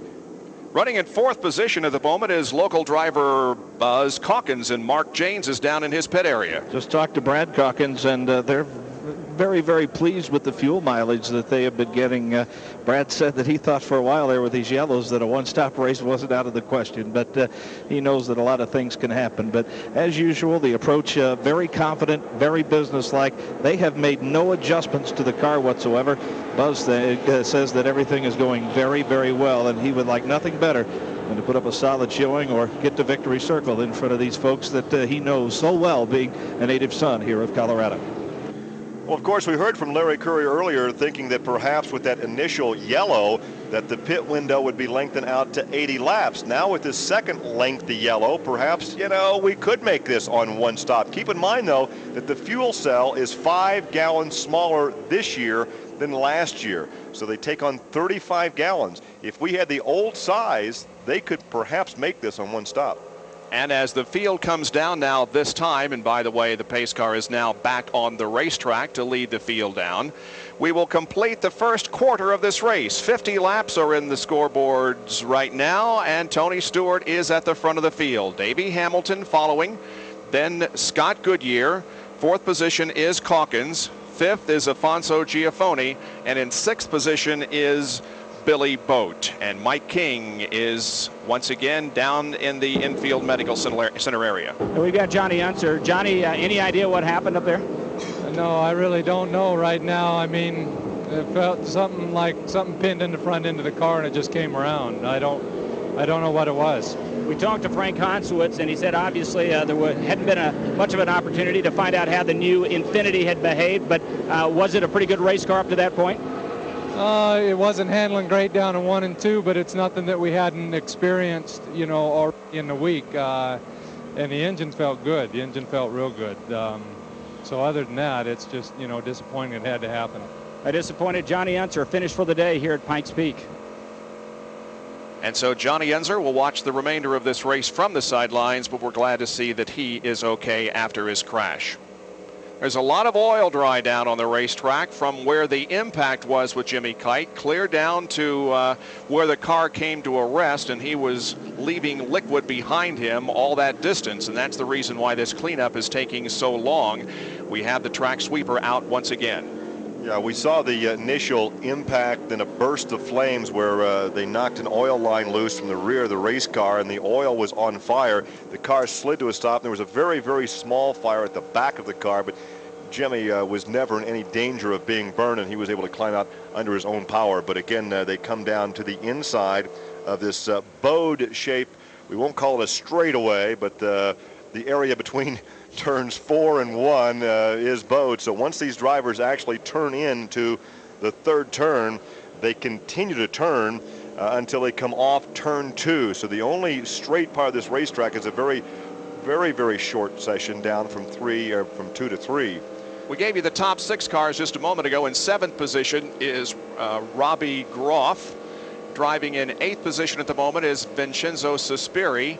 9th place is Eddie Cheever. In 10th, car number 5, Ari Leyendijk. 11 is number 77 car of Stefan Gregoire. In 12th position is Buddy Lazier. 13th is Kenny Breck. 14th position is the 21 of Roberto Guerrero, and those are the cars on the lead lap. A lap down is Mark Dismore in 15th. 16th, also a lap down, is the number 7 of Eliseo Salazar.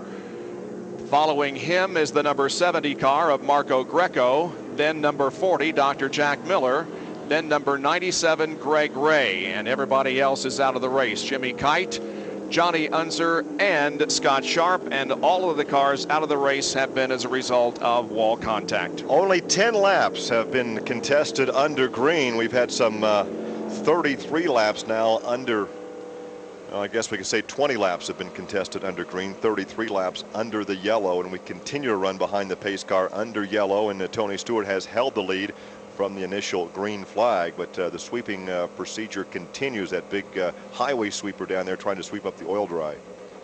There is a great crowd on hand here today, and for every race ticket that was sold, the Pikes Peak International Raceway donated 50 cents to Natural Ties in hopes of starting a chapter at the University of Colorado. Natural Ties works with and helps disabled people get into the mainstream of community. So we're glad to see that the racetrack is doing that. Mike King.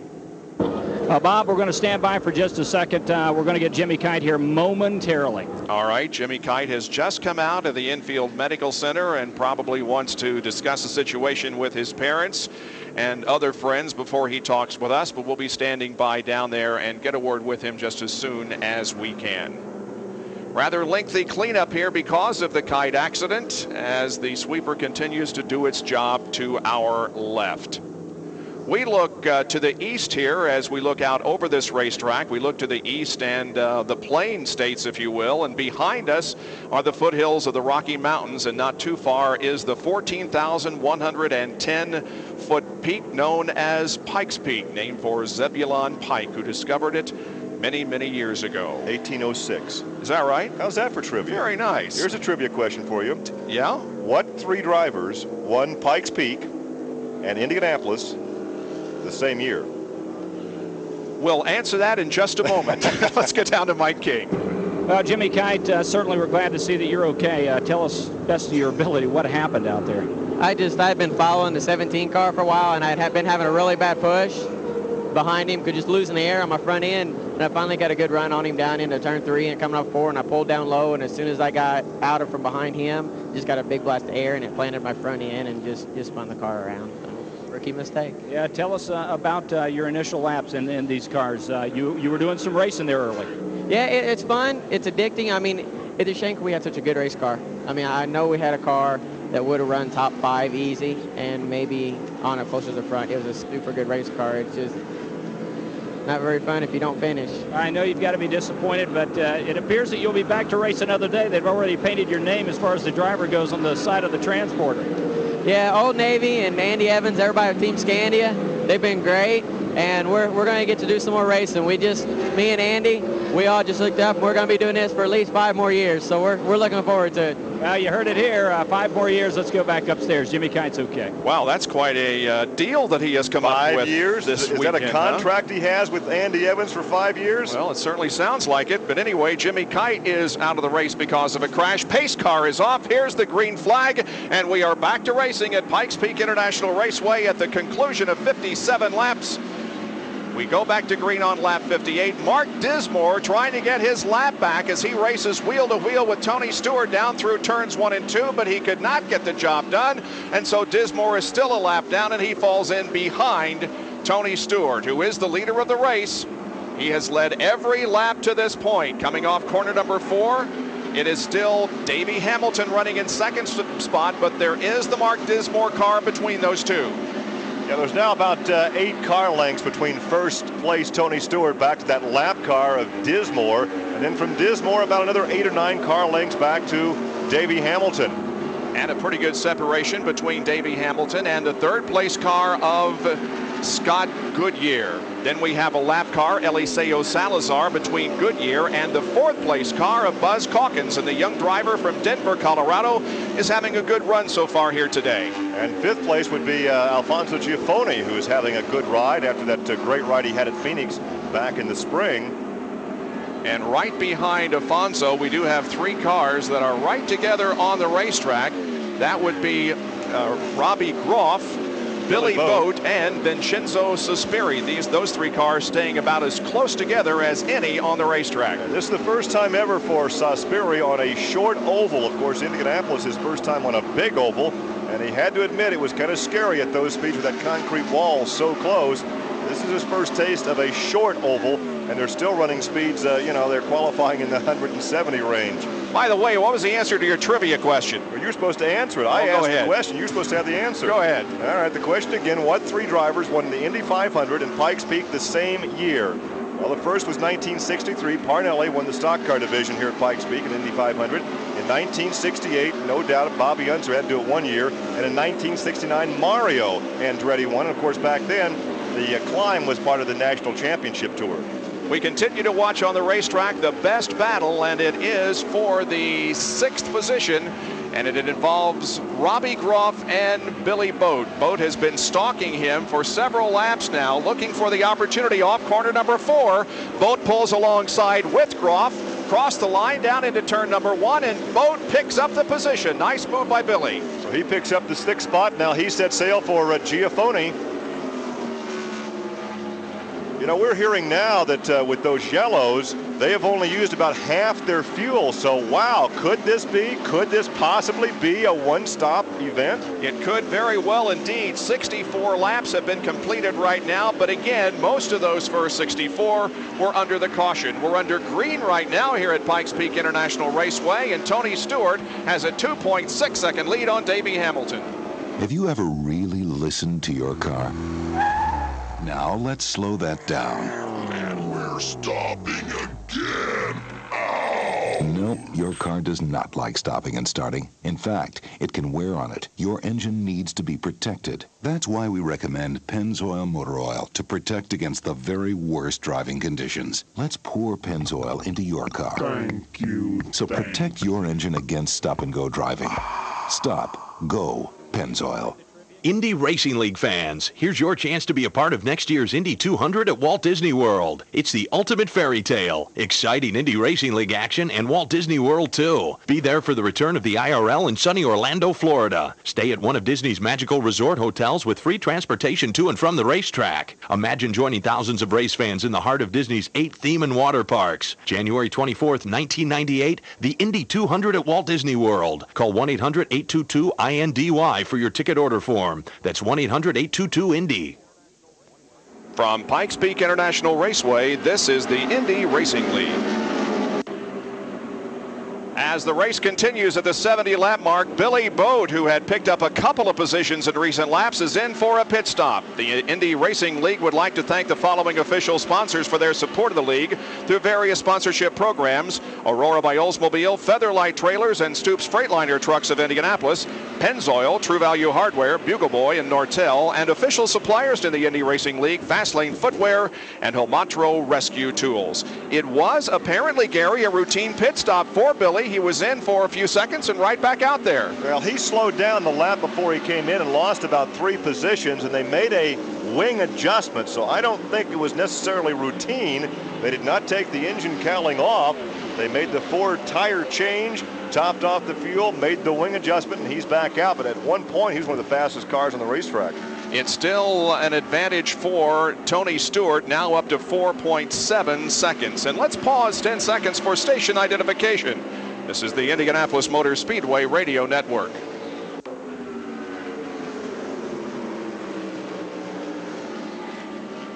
Back at the Samsonite 200 at Pikes Peak International Raceway. Let's go to Mike King with an update on the pit stop by Billy Boat. Billy Boat had radioed in that he thought that he had a rear tire going down. However, his team has pulled off the entire set. They, along with the Goodyear engineers, are now checking over the set, and they do not appear to have a tire that has gone down. So apparently that car has developed a vibration in the back that is mimicking a tire that has been cut. They are now very carefully and meticulously checking out the tires, but everything appears to be fine. And now other routine pit stops are being made. Afonso Giafone, who was running up in the top 10, has come in for a pit stop. As we watch the crew go to work on that car, while he does, here comes Tony Stewart flashing across the start-finish line and that lead is now huge. It's up to almost 10 seconds. So once again, Tony Stewart is dominating an Indy Racing League event, but can he win it? Alfonso Giafoni has the work completed on his car, and he is back out there. That was the big question. Can he continue on in the lead? Tony Stewart has led every Indy Racing League event except for one. You'll recall at Las Vegas last fall, he was in second position going for the lead when a suspension component broke and put him in the wall. That's the only race he has not led. And he has a huge lead in the total number of laps as the lap leader coming into this event. He led 545, and so far he's led all 77 this afternoon. We're watching now over in the backstretch. Second, third, and fourth move through traffic. Davey Hamilton, Scott Goodyear, and Buzz Calkins. And it looks like, I thought maybe that Hamilton was going to come in for a pit stop because he has suddenly slowed on the racetrack. And here on the front stretch, we see Scott Goodyear going to his inside and picking up second position. And now Scott has a huge amount of traffic to go through, coming off the second turn and down the backstretch. And now we see if Buzz Calkins is going to challenge for the third position from Davey Hamilton. And it would appear not. Maybe Hamilton just got bottled up behind a slower car there and lost that position. Well, we can tell you that the car that Davey just went around is that of Billy Boat, and Billy is not nearly as fast now as he was before that pit stop. So Billy Boat now is shown back in the 16th position at the moment as we have 12 cars that are on the lead lap. Once again, down here in front of us, we see second, third, and fourth moving through the traffic, and now Buzz Calkins appears to be the one that is slowing down as Alfonso Giafoni, who just made a pit stop, goes around him, and Buzz definitely has lost the momentum, Gary. Well, of course, too, Giafoni has the brand new rubber, so he should be a lot faster right now than Buzz, because Buzz has gone 81 laps on the tires, and Giafoni has gone about 3 laps on those new tires. But now Kenny Brack goes to the inside of Buzz Calkins, so perhaps there is a problem with car number 12, the Bradley Motorsports entry. And that is a change of fourth position as Kenny Brack goes to fourth and puts the 12 car of Buzz Calkins back into fifth position. Yeah, and there goes Guerrero. Guerrero just went around him. Guerrero having his best ride of the year in that number 21 Pennzoil car, so he moves up a position. And Robbie Groff just went around Calkins. So you would think that if all Buzz needs is a pit stop to get some fresh rubber, he would come in and do that because he's losing positions rather quickly, but he stays out there on the racetrack. Kenny Brack is slowing down. Perhaps Kenny is coming in for a routine stop, and we could now start to see the first of the routine stops. And so Kenny Brack finds his pit and comes to a halt at the 83 lap mark. We watch the crew go to work on the right and left sides, fuel going into the car. We understand that Buzz Calkins will be coming in just a couple of laps. Meanwhile, Tony Stewart continues to lead by 9.3 seconds. Kenny Brack has moved away after a pit stop at the 83 lap mark. Now we see Buddy Lazier coming down off the 10 degrees of banking in corner number 4 and is coming in for his pit stop. And Mike King is down for the Buddy Lazier pit stop. Buddy Lazier's in, the crew is over, and of course Team Hillegarn are looking very good. The 4 tires coming off. This stop comes at lap 86 and we remain under green. Buddy Lazier had been in earlier. However, let's wait and see what's going to happen here as Buddy Lazier is down and he is out of his pit stall in 20.39 seconds. So Buddy Lazier back on the track. Oh, and a crash up in turn 4. We have two cars. Two cars have come together. Roberto Guerrero is one of the cars. And the caution comes out once again because of an accident. Roberto Guerrero actually got collected. Billy Boat is the other driver involved. And it appeared to me as if Boat got in trouble first and collected Guerrero. We will wait for the replay on that. In any case, both cars are up against the 4th turn wall. The caution light is on again, and Roberto Guerrero is climbing out of his car. He has already climbed out. He is holding up his hands as if to say, so what happened, Billy? Boat is remaining in his car, but he is moving around and appears to be all right. So we have another crash up in turn number 4. Roberto Guerrero is out of the car. He's okay. The safety crew is working over Billy Boat at the moment, but we did see Boat moving around in the cockpit. So we anticipate now that we have the caution flag out once again, that there will be wholesale pit stops. At least those who have not made a pit stop to the moment will be coming in, although Tony Stewart and the others do not come in this time. Perhaps the pit lane is still closed, although the field has formed behind the pace car. We're watching to see, there is Boat. He is out of the car and okay. He too is walking away from the crash. So a couple of damaged race cars, but the drivers again are okay as he walks to the ambulance, and he and Roberto will have to go in for the mandatory checkup. If you're just joining us, Scott Sharp has been the only driver that has received any kind of injury here today, and he spun on the very first lap over in turn number 2. Here's Mark Janes. John Barnes, obvious disappointment. Have you talked to Roberto? Any idea what happened? I don't know. He was passing. I think it's the 18 car up here for about the third time, and just they got together. Whoever it was up there, I'm not sure. He's okay, I think, and both of them seem to be. You walking around shaking hands with the crew. You guys have worked very, very hard, and you've been thrilled with the difference that the Aurora's made for you. Yeah, it's a lot better. I mean, you know, it's just one of them deals. It's a racing thing. We just the engine obviously was a lot better. We had pitted early, and we were had a chance to really have a lap on the field because everybody was going to have to pit within a lap or so. So it's one of those things. It's unfortunate. We try hard every week. Thank you, John. Let's go to Mike King. Absolutely. Well, now they are making not one but two wing adjustments as Tony Stewart makes his stop under yellow conditions. A great stop for Team Menard at 16.39 seconds. However, they did put a couple of rounds of wing in the front wing. So Tony Stewart looked to be pushing just a little bit as he came off of 4. But even with the adjustment, they make a very good stop under yellow and a good break for this team because they were going to have to pit under green very soon. Goodyear, Hamilton, Calkins, Groff all made pit stops under this caution. As we are watching now the pace car go by below us, Greg Ray is at the back of the pace car, but of course he is several laps down. So at the moment we are under caution. Ari Leyendijk pulling in for a pit stop. We are under caution here at Pikes Peak International Raceway. Saturday night, July 26th, the green flag drops on history in Charlotte Motor Speedway when the cars and drivers of the Indy Racing League tackle the high banks of Charlotte. This open-wheeled invasion into the heart of stock car country is led by Indy 500 winners Iri Leyendijk and Buddy Lazier. The blistering field also includes IRL standouts Eddie Cheever, Roberto Guerrero, and Scott Goodyear. The IRL is the premier auto racing series for open-wheeled, open-cockpit, single-seat Indy-style cars. And this premier series is headed to the Charlotte Motor Speedway. The mile-and-a-half at Charlotte has never witnessed such speed and technology as it will Saturday night, July 26th. Tickets for this record-breaking event start at $20 and can be purchased by calling 704-455-3200. That's 704-455-3200. So, call now and be there when the stars of the Indianapolis 500 make their high-speed debut at the Charlotte Motor Speedway. From Pikes Peak International Raceway, this is the Indy Racing League. Welcome back to Pikes Peak International Raceway in the Samsonite 200 Indy Racing League event. And as with all the Indy Racing League events this season, the driver who leads the most laps in today's race will receive $10,000 from MBNA America, sponsors of the MBNA Motorsports Lap Leader Award.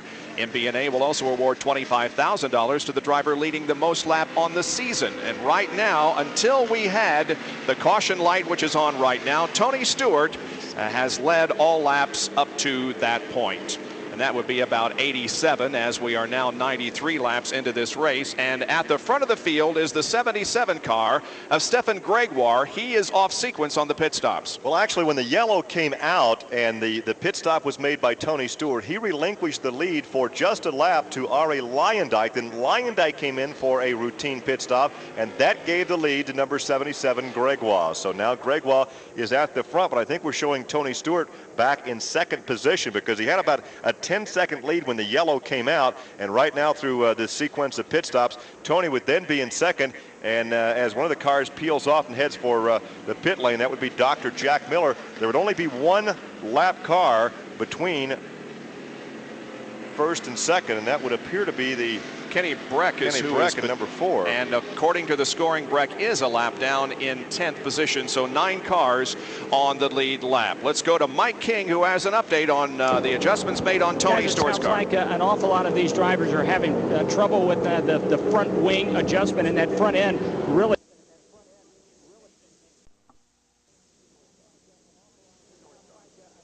It sounds like an awful lot of these drivers are having trouble with the front wing adjustment, and that front end really being planted.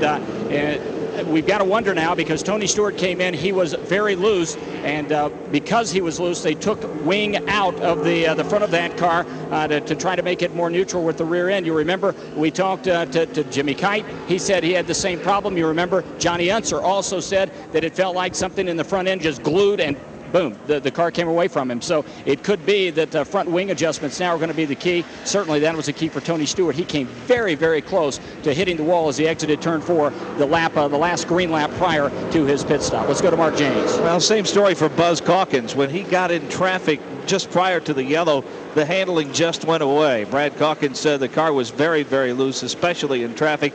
That's why he lost a position or 2, but they came in, made the necessary adjustments, topped off the fuel, and put 4 new tires on, and Buzz Calkins is back underway, and he at least says for now they think they have the problem solved. Let's give you the 9 cars that are on the lead lap here as we near the halfway point. The leader is Stefan Gregoire. Second is Tony Stewart. Third position is Scott Goodyear. Fourth is Davey Hamilton. Fifth, Brad Calkins. In 6th position is Robbie Groff. In the 7th position is Vincenzo Sospiri. 8th is Eddie Cheever, and 9th is the number 5 car of Ari Leyendijk. And now Gregoire comes in for a pit stop, and so the lead once again is going to Tony Stewart. We watch the crew go to work on Stefan Gregoire's car. New tires are being put on the machine, fuel going in. Looks like the tires are all on except for the right rear. Now the work completed there, and Stefan Gregoire stands on the gas and rolls out on the racetrack once again. Down near turn number 4, where we had the accident involving Billy Boat and Roberto Guerrero, the scene is clean, and so hopefully here in the next lap we will be going green once again.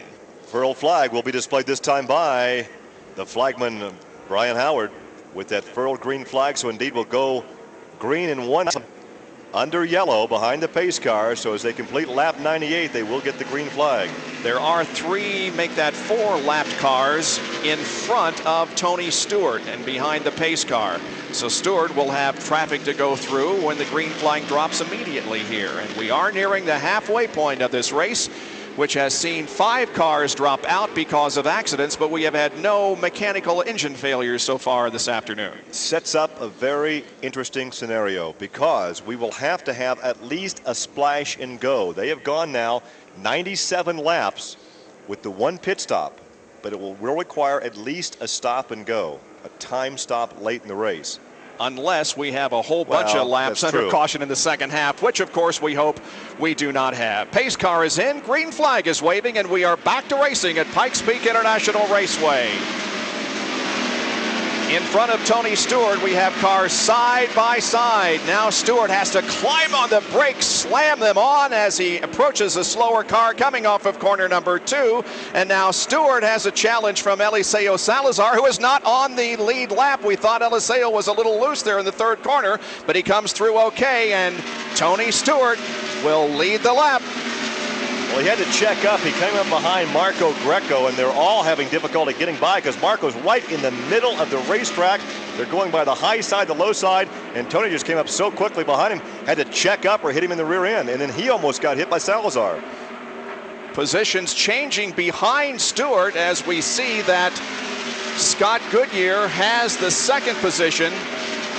There is Davey Hamilton as he tries to clear some slower traffic, but the 22 car of Vincenzo Sospiri, Gary, has moved up to 3rd position, so he's the driver that came out of all that battling that we saw amongst the faster and the slower cars with the advantage, and Sospiri is now 3rd ahead of Davey Hamilton.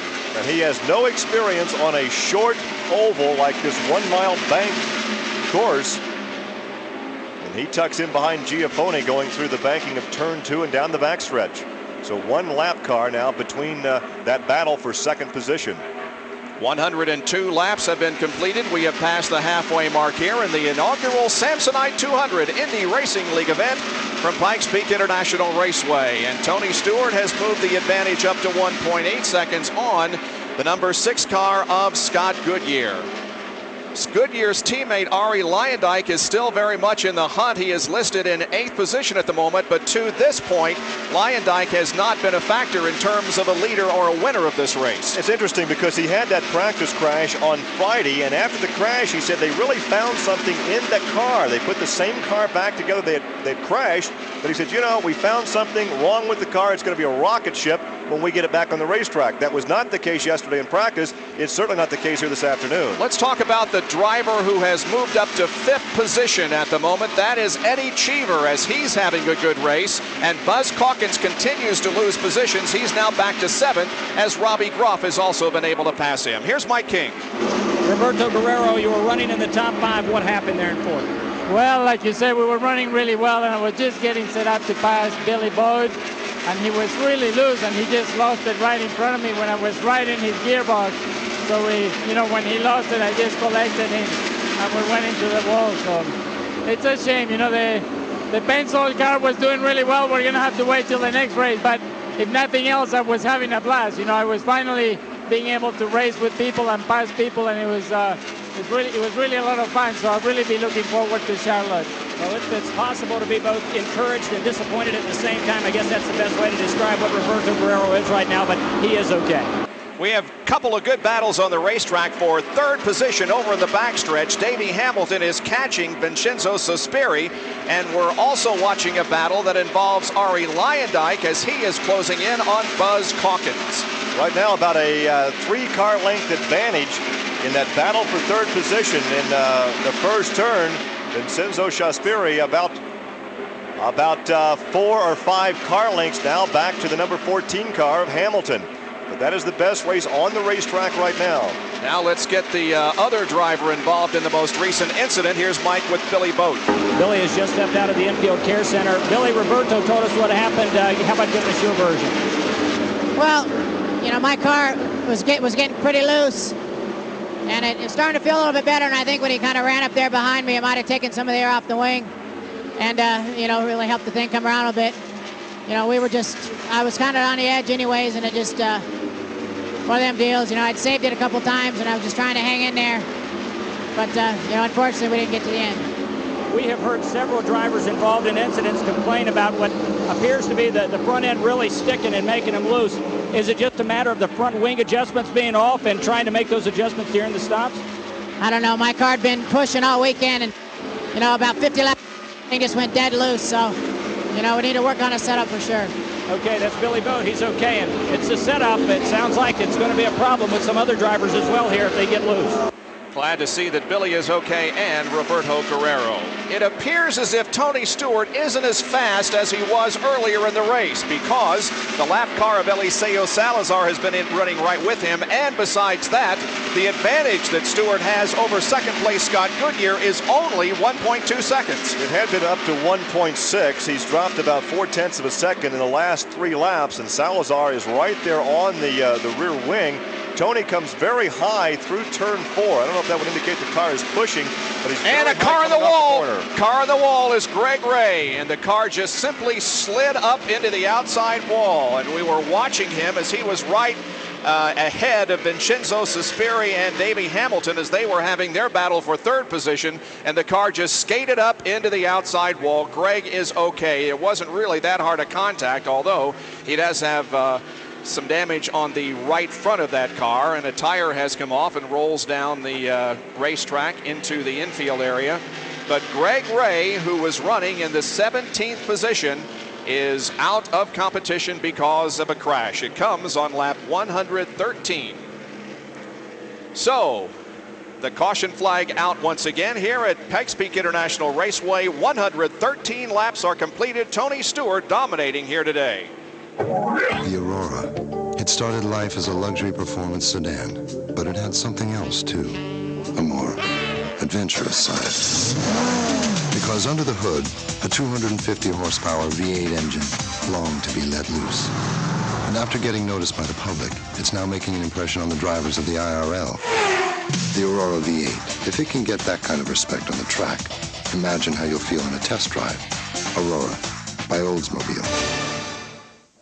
Remember this address, www.indyracingleague.com. The action from the track speeds into cyberspace. Log on now for timing and scoring. Log on tonight to get final results. Log on tomorrow to get official merchandise. And log on every day for up-to-date Indy Racing League news regarding the drivers, the teams, the cars, and all of the events. Powered by Nortel, the Indy Racing League's official website provider, IndyRacingLeague.com has a capability to provide live Indy video and give behind-the-scenes experience to the fans sitting at home. IndyRacingLeague.com. Log on today.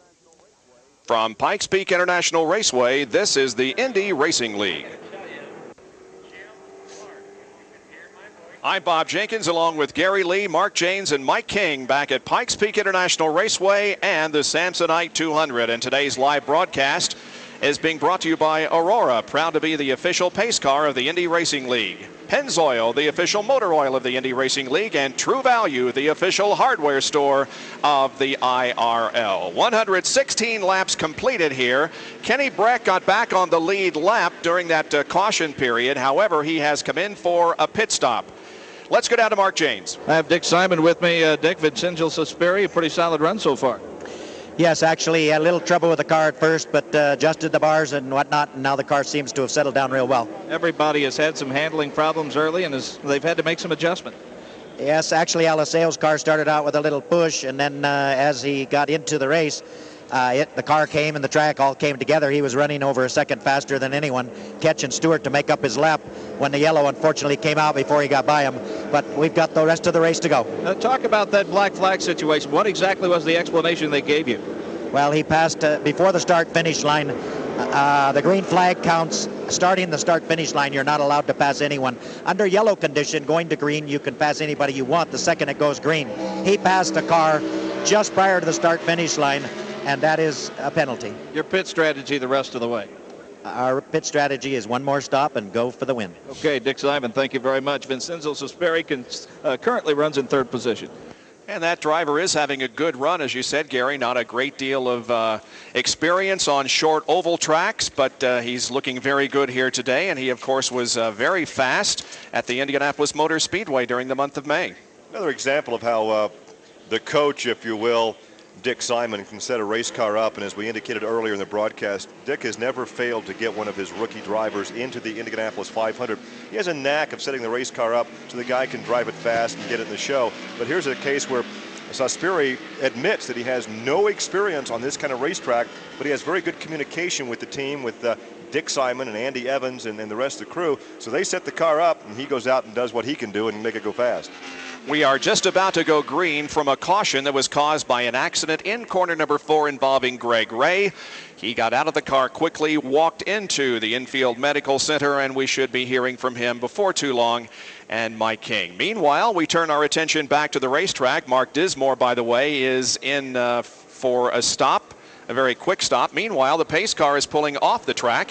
And here we go once again as the green comes out and racing resumes at the Samsonite 200. Tony Stewart is up front with Scott Goodyear, Davey Hamilton, Eddie Cheever, and Robbie Groff.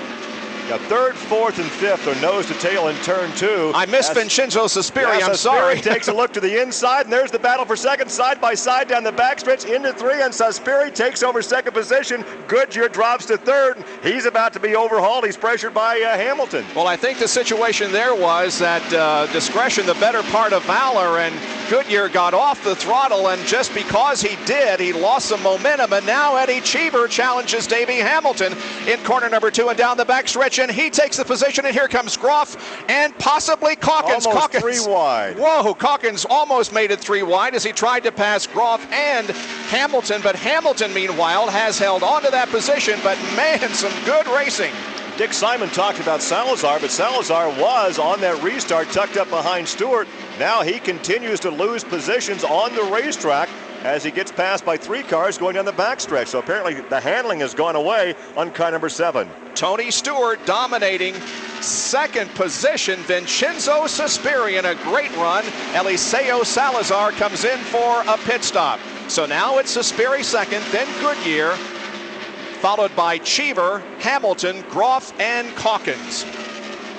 Ari Leyendijk, Stefan Gregoire, Kenny Breck, all on the lead lap besides the ones I just named. So 9 drivers on the lead lap, and we'll check that interval between first and second now. 3 seconds the advantage between first and second, so we'll watch to see if Saspiri is indeed closing down that gap between first and second. Well, Tony Stewart has just been outstanding here this afternoon, as he has been in so many of the Indy Racing League events. And again, we ask ourselves, can he go the distance and can he take the checkered flag? You think he's not asking himself the same question? Well, maybe he's just trying to keep his mind off the situation, because perhaps the more you think about it, the more nervous you get and the more you start hearing the sounds from the engine. But right now, Tony Stewart is the man in control, most certainly, of this 200-mile event, as he has, let's check at this lap, he crosses the line with a 3.2-second advantage over Vincenzo Saspiri, and Saspiri now is beginning to pull away from the third place car of Scott Goodyear. There is a lap car between first and second. That would be Mark Dismore. Now Dismore in the Kelly Automotive car had a crash in practice here on Friday. They put the car back together. Dismore may be in that new Riley and Scott chassis. The next time we see these guys in competition, that will be at Charlotte late in July. So we anticipate the debut of the new Riley and Scott chassis built in Indianapolis. And right now that lead has gone to 3.6 seconds. So it appears that Tony Stewart continues to lengthen out the lead on Vincenzo Saspiri. And while the race has settled down here for a moment, one driver who's not participating this weekend is Sam Schmidt. He and the Blueprint Racing team have parted company. Sam is looking forward to being with a new team next month at Charlotte. Basically, we're real excited because Larry Nash, who's been around for a while, IndyCar stuff, ran Bettenhausen in the 80s at the Speedway. He was available, surprised to me, and he's got a company up in Indianapolis called LP Racing, and he's in the process of collecting some guys and collecting the equipment that we need. And so that's all coming together quite nicely. We were able to locate a couple of new motors, so when we show up at Charlotte, we should have a totally redesigned team with new paint scheme, everything will be brand new, and just really excited about it. So we'll watch for that new team at the Charlotte IRL race in late July involving Sam Schmidt. Let's go to Mark James for an update on pit road. Well, we hope that Mike will have a word with Greg Ray coming up shortly, but I talked to the crew, and Greg said that he had been fighting the car all day long, handling-wise, and about the time they had made the necessary wing adjustments to settle the car down, the tires went away, and he said that the car just drifted on him into the turn, and again, the battle he had been fighting all day, he finally lost due to handling problems and when the tires went away. Davey Hamilton has just taken over the 4th position. Again, he was running behind Eddie Cheever through the last few laps, but now Davey Hamilton has moved into 4th position, and Eddie Cheever is back to 5th. There was some racing out there, Bob, that we were holding our breath as they were going 3 wide into turn 3, some very heavy traffic, but they've sorted themselves out. We're watching Buzz Calkins and Eddie Cheever over on the backstretch as they contest a position. Calkins is within a half a car length and closing in on Eddie Cheever in the battle for 5th position here on the tri-oval, the main straightaway. They cross the line, and Calkins still looking for that way around. Eliseo Salazar moves back out onto the racetrack, having made another pit stop. 3.4 seconds now is the interval between first and second, as Tony Stewart appears to have turned up the wick once again. Well, that lap car that had been between first and second, that is Dr. Jack Miller, the dentist from Carmel, Indiana, has fallen back, and he now is in behind the number 6 car of Scott Goodyear. So there are no lap cars to contend with, and right now Tony Stewart has about a straightaway before he would have to tangle with Eliseo Salazar, who just came back onto the racetrack after a lengthy pit stop. Again, it's Saspiri 2nd, Goodyear 3rd, Hamilton 4th, then a real close battle involving Cheever, Buzz Calkins, and Robbie Groff. And there's a driver we haven't talked too much about this afternoon, Gary, but once again, Robbie Groff is very, very impressive. Well, Robbie, of course, the younger brother of Mike Groff, a graduate of the Indy Light Series, grew up in Southern California, began racing quarter midgets as a youngster, and now resides in Atlanta. And once again, we're watching Buzz Calkins. He had a good run on Eddie Cheever coming off corner number 4, but could not make the pass. Greg Ray, we understand, has been cleared from the medical facility down in the turn 1 area of this 1 mile racetrack, and before too long Mike King will be talking with him. Here is Buzz Calkins moving to the inside of Eddie Cheever right at the line. They're wheel to wheel. They go into corner number 1, and Buzz Calkins has taken over that position from Eddie Cheever. Boy, it was close there for a moment as they were wheel to wheel across the start finish line. And now he pulls away to about 10, 12, 15 car lengths immediately down the backstretch. And here now is Mike King. Greg, your crew told Mark James that it'd been a difficult car all day long. What finally happened? Well, yeah, it was really unfortunate in the warm-up yesterday. The car was really good with full tanks. And right from the very, very beginning, the car was just really loose. And we had to pit twice for tires and try to make a change to the car. I mean, it just, we were really kind of struggling. And then the car just lost the overall grip, and I had a hard time turning the car and keeping it on the track. So just unfortunate, we're a small team with no sponsorship, and we really needed to have a good run here to ensure ourselves to stay able to keep on racing with IRL. So now that we've torn up the car and aren't going to receive any prize money, we definitely need a sponsor to make it to Charlotte. So Greg Ray obviously disappointed and hoping that he can find some sponsorship money so they can continue racing and head to Charlotte. Well, he has been a very impressive race driver at times during the 1996-97 IRL season, and we hope that Greg Ray does find that sponsorship that will allow him to go to Charlotte, which is about a month away. And Gary, the fastest car on the racetrack at the moment is Buzz Calkins. Yeah, he's been touring at about almost 162 miles an hour, so he is quicker by about 4 miles an hour than your leader. So Tony Stewart lapping this mile track at 157.7, and Buzz Calkins at 161.9. So right now, the buzzer from Denver, he goes around Mark Dismore to put him another lap down, but he's the fastest set of wheels on this racetrack, closing in on the number 14 powertrain entry of Davey Hamilton. Yes, he is indeed. We have second, third, and fourth now running fairly close together. Second place, Vincenzo Sospiri to the inside of Dr. Jack Miller. He laps him, so does Scott Goodyear. Now Hamilton comes up to pass Dr. Miller, and right behind him is Buzz Calkins. So it's a good race out there for position. And we also see the gap between first and second dropping off by about a second. And Calkins has passed Davey Hamilton in turn number 3 and taken over the 4th spot. Well, Calkins made a lot of noise in the first Indy Racing League season. He won the inaugural event at Walt Disney World and was the co-champion with Scott Sharp for the first season, but he's been very, very quiet this year.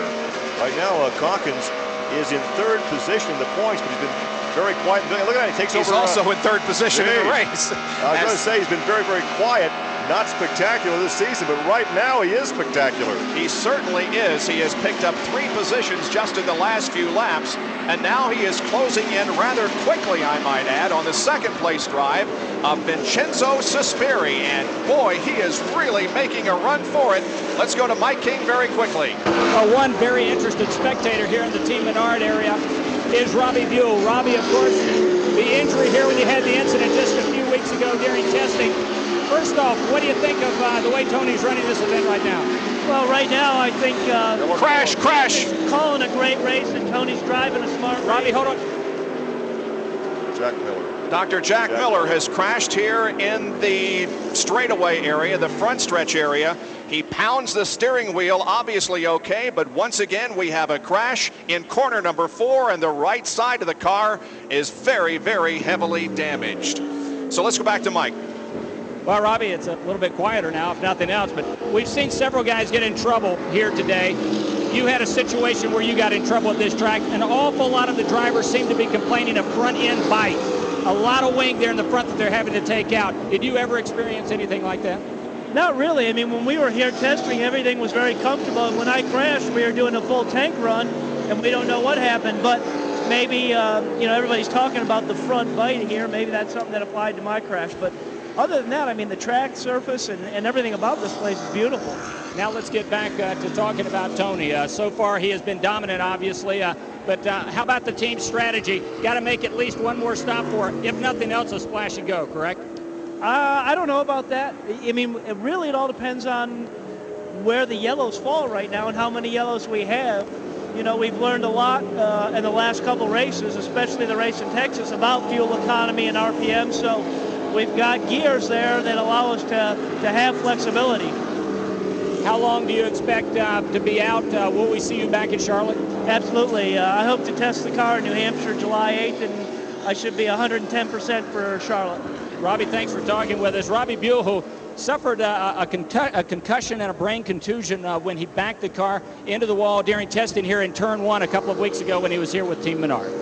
Well, Dr. Jack Miller is out of the car. He was assisted, and I have a feeling there was a hot seat involved in this little incident, because when they pulled him out, Dr. Jack, I think, said to the safety officials, "No, I want to walk away from this thing," but it was obvious that his seat was a little warm. Well, he was picking at his seat, actually, at the driving suit, but while he was still in the cockpit, he was motioning for the safety crew members to come over there to him, and Tony Stewart is in the pits for his probably final stop, Mike. Yes, he is, and we had just talked to Robbie Buell, and he had speculated that perhaps they could make it the rest of the way, but with 148 laps complete, this is for sure the final stop. They did one in 16.39 before, another good stop for Tony Stewart under yellow flag conditions, so he is in and out for the final time. He did take on fuel and 4 new Firestone Firehawk tires. And as a matter of fact, everybody on the lead lap has come in. Buzz Calkins came out of the pits in 2nd position, and Scott Goodyear 3rd. We're under caution here at Pikes Peak because of an accident involving Dr. Jack Miller. 148 laps are completed. Race fans, get on board with racing's fastest growing league. The official Trackside Gift Shop has the Indy Racing League's newest and most exciting officially licensed merchandise. The 1997 IRL catalog features a variety of apparel and collectibles from the Indy Racing League. Call now and receive absolutely free your 1997 IRL catalog. Operators are standing by. Call 1-800-955-INDY. That's 1-800-955-INDY. How many of us actually listen to our cars?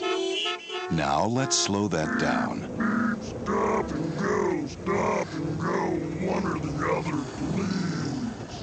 Your car really hates stop-and-go driving. We recommend you protect against stop-and-go driving with Pennzoil Motor Oil. Now, let's pour a quart of Pennzoil into an engine and listen more closely. Thank you. Stop. Go. Pennzoil. 50 laps to go here at Pikes Peak International Raceway in the inaugural Samsonite 200. Now, Scott Goodyear did not make a pit stop with everyone else, so he led a lap. But the 70 car of Marco Greco has come to a stop over in turn number 3. Actually, this could be the first mechanical problem that we have seen so far in this race. A number of drivers out because of crashes, but we have not seen a mechanical problem. But right now, Marco Greco in that second Gallus car has parked it over actually off the racetrack. That's part of the road course over there, and he's waiting for a tow back to the pit lane. Buddy Lazier has come in for a pit stop. He is shown as a lap down in 11th position. The first car not on the lead lap. So Buddy Lazier is getting service in his car. Buddy from Vail, Colorado, one of 2 drivers from the state of Colorado participating here this afternoon. And we certainly want to take our hats off to all the fine race fans here in the Colorado Springs and southern Colorado area who have come out today to witness the inaugural Samsonite 200 of the Indy Racing League. It's interesting that the crowd started to arrive early, and we thought we're going to have a packed house. And then all of a sudden, about 30 minutes before the race, we thought, well, it's not going to be so great. And now, as we look around, look at the stands now. You know what I think? I think a lot of people were back in the area where souvenirs and food was sold. And then when it came closer to race time, they made their way to their seats. Anyway, just a great crowd on hand as Marco Greco's car has been towed to his pit area.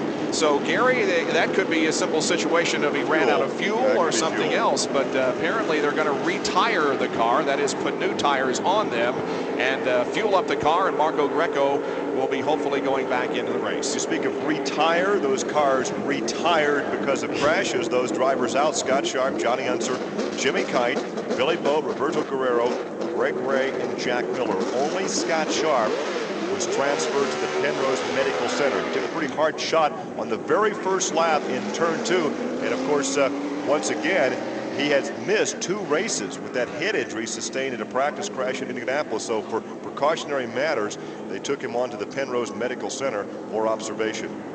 Marco Greco's car has refired, and now he is back in competition. We have 3 cars behind the pace car in front of the leader. Mark Dismore, Eliseo Salazar, and also Alfonso Giafoni. So those cars are in front of the leader of the race, Tony Stewart. And the thing that I'm going to be watching for, Gary, when the green flag drops again, is Buzz Calkins, because this guy has been very, very fast at times during the race. He was fast, then dropped off the pace, and in recent laps he has been very, very fast. Well, just before that yellow, he was turning laps at 161, almost 162, and at one point he was like 4 miles an hour faster than Tony Stewart. Now, Tony Stewart, of course, had about a 4-second lead at that point, so he may have had it in high gear in overdrive, just cruising and conserving fuel.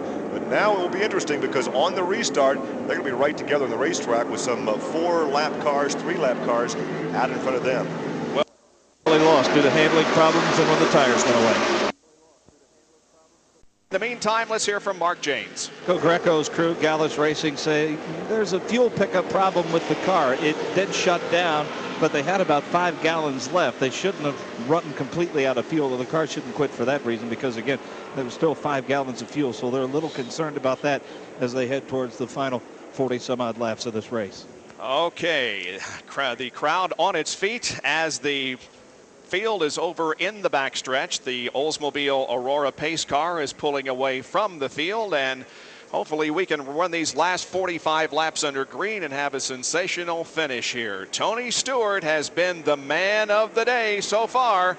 Let's see if things go well for him in the closing laps. The green flag has come out. We are back to racing at Pikes Peak International, and immediately a battle setting up for position as Gregoire, Cheever, and Hamilton side by side into the corner. And Cheever goes to 3rd position, and now he tucks up behind and goes by to the inside, and there's the battle for 2nd, goes by Calkins. So Cheever has gone to 2nd position. Calkins drops to 3rd. Calkins got held up behind Alfonso Giafoni and lost 2 positions. So now Eddie Cheever runs 2nd, then it's Calkins, Gregoire, Hamilton, and battles for position behind Hamilton. And remember, the guys running 1, 2, and 3 are the same guys that were in the 1, 2, and 2nd or 3rd position at Orlando back in January, when in one lap both Stewart and Calkins went out. The rains came, and Cheever won the race without ever leading a green flag lap. Behind Davey Hamilton is Kenny Brack, then Ari Leyendijk, Vincenzo Suspiri, Robbie Groff, and Scott Goodyear, and all of those guys are running very, very close to each other on the racetrack. Mark Dismore is the driver between 1st and 2nd as the leader comes down to complete lap number 159. And now Gregoire, Gary, challenges Cheever for 2nd position, but he had the higher line on the racetrack and had to back out of the throttle. I thought he was going to take over 2nd position, but no such case. And then Kenny Brack just went around. They made a sandwich out of Dismore off the 2nd corner. Kenny Brack's the low side, Davey Hamilton the high side. We are seeing some great racing all the way around this racetrack, 3 wide at times. And again, Gregoire challenges Cheever in turn 1, but cannot get the job done. Man, that is a good battle for 2nd as Gregoire has gotten a great run off corner number 4 the last couple of laps and have been able to challenge Cheever. But now Cheever puts a little bit of racetrack between himself and Stefan Gregoire. Meanwhile, Buzz Calkins is right there in 4th position. And the lead that Tony Stewart has is just a little over a 1.5 seconds. And again, he isn't pulling away from the field at this point as quickly as he has in the past, but still, he remains well in control of this race. But remember, as long as those guys battle behind him for position, he'll open up a larger gap. Now let's check the gap this time as 2nd place crosses the line. 1.6 seconds again, now 1.7 seconds. So he picked up just a tad that last lap, and he has Eliseo Salazar out in front of Tony Stewart. Well, Eddie Cheever won the race at Walt Disney World Speedway in Orlando, Florida earlier this year, and he won it when a rainstorm came up, and a lot of people had pitted he didn't, and he came out the winner of the race. But there was ever any doubt that Eddie Cheever could win a race under green. Those questions have been answered here today. Eddie Cheever is having a very, very good run, and currently in 2nd position, a car on the wall in corner number 2. Crushed the wall and continues on down the backstretch. And that is Ari Leyendijk, and Leyendijk spins to the inside now and hits the inside retaining wall. He brushed the wall, got high in two, went down the backstretch, then came across the track about at halfway down the backstretch and made contact with the inside wall. So Ari Leyendijk has had a tough weekend. He crashed during the practice. They got the car fixed. He qualified it, and he started this race in 8th position. He has not been a factor throughout the afternoon, and now he loses control while running by himself out in corner number 2. He hit the wall with the right rear of the car, continued down the track, went across the track, and then finally, after he got into the infield where there was no traction, slid into and hit head-on the inside retaining wall. But I believe Ari Leyendijk hopefully is going to be okay. You take a look at his season so far. Remember, he had a spin at Indianapolis in practice. He then had the crash at Texas in practice before winning that race. And then he had a crash here in practice on Friday, and now he crashes again. They have not gotten him out of the car yet. Let's not be so quick to say that he is okay. Let's just hope that he is. We watched the replay, and he just got high on the racetrack and fought the wheel. Was unable to control it. He got into the outside wall and then into the infield he went and had rather hard contact with the right front of the car as he hit the inside retaining wall. The safety crew continues to work over him out in the backstretch. But now we're seeing from his onboard camera that Ari Leyendijk is indeed himself getting out of the car, and he appears to be okay. The helmet is off, and under his own power, Ari Leyendijk is climbing out of the race car. And he's rubbing the left knee right now. He bruised that knee when he crashed here on Friday, and he was limping just a bit Friday afternoon, and said that the knee had been swollen on Saturday. So once again, another good shot to the wall head on, and he's going to favor that left knee just a bit. So Ari Leyendijk will not win his 3rd consecutive IRL race. He, of course, won the Indianapolis 500 and at Texas. Eddie Cheever runs 2nd. Let's get a report from his pit area. Well, Dick Karen is the team manager for Team Cheever. And down there for it? Dick, tell me right now, what is Eddie saying? Obviously, the car is very good. Yeah, the car's not too bad right now. The young kids seem to be giving him a run for his money, but he's hanging in there doing a great job. Yeah, the battle between he and Gregoire seems to be keeping the fans on the edge of their seats, that's for sure. Now, you guys are okay on fuel, right? You made your last stop a few laps ago, and you're good to go. Yeah, we're okay on everything. Fuel and tires are all looking great. Team Cheever, I know, would love nothing more than to win this event today. Yeah, we're due. We're long overdue. That's exactly right. Long overdue, and there's been some adversity and controversy surrounding this team here. They would certainly love to park this car in victory lane. Let's go to Mark James. Daryl Soppe, you guys running 3rd have to be very pleased. Yeah, we're pleased. I mean, we had a bad break at Indianapolis, and now it's nice to get out here and give us a chance to show what we got. Everybody has really struggled with the car's handling in traffic, had to make a lot of adjustments. What about you guys? We had to make one adjustment early in the race, and after that, it's been pretty good. Stop-wise, you good to go the rest of the way? Oh, yeah. Daryl Soppe, they're very, very pleased. Stefan Gregoire is currently running 3rd. And in 4th position is Buzz Calkins. 5th is Kenny Breck with 167 laps complete at Pikes Peak International. Indy Racing League fans, here's your chance to be a part of next year's Indy 200 at Walt Disney World. It's the ultimate fairy tale. Exciting Indy Racing League action and Walt Disney World, too. Be there for the return of the IRL in sunny Orlando, Florida. Stay at one of Disney's magical resort hotels with free transportation to and from the racetrack. Imagine joining thousands of race fans in the heart of Disney's 8 theme and water parks. January 24th, 1998, the Indy 200 at Walt Disney World. Call 1-800-822-INDY for your ticket order form. That's 1-800-822-INDY. Have you ever wondered what happens to the used oil and other fluids after the race?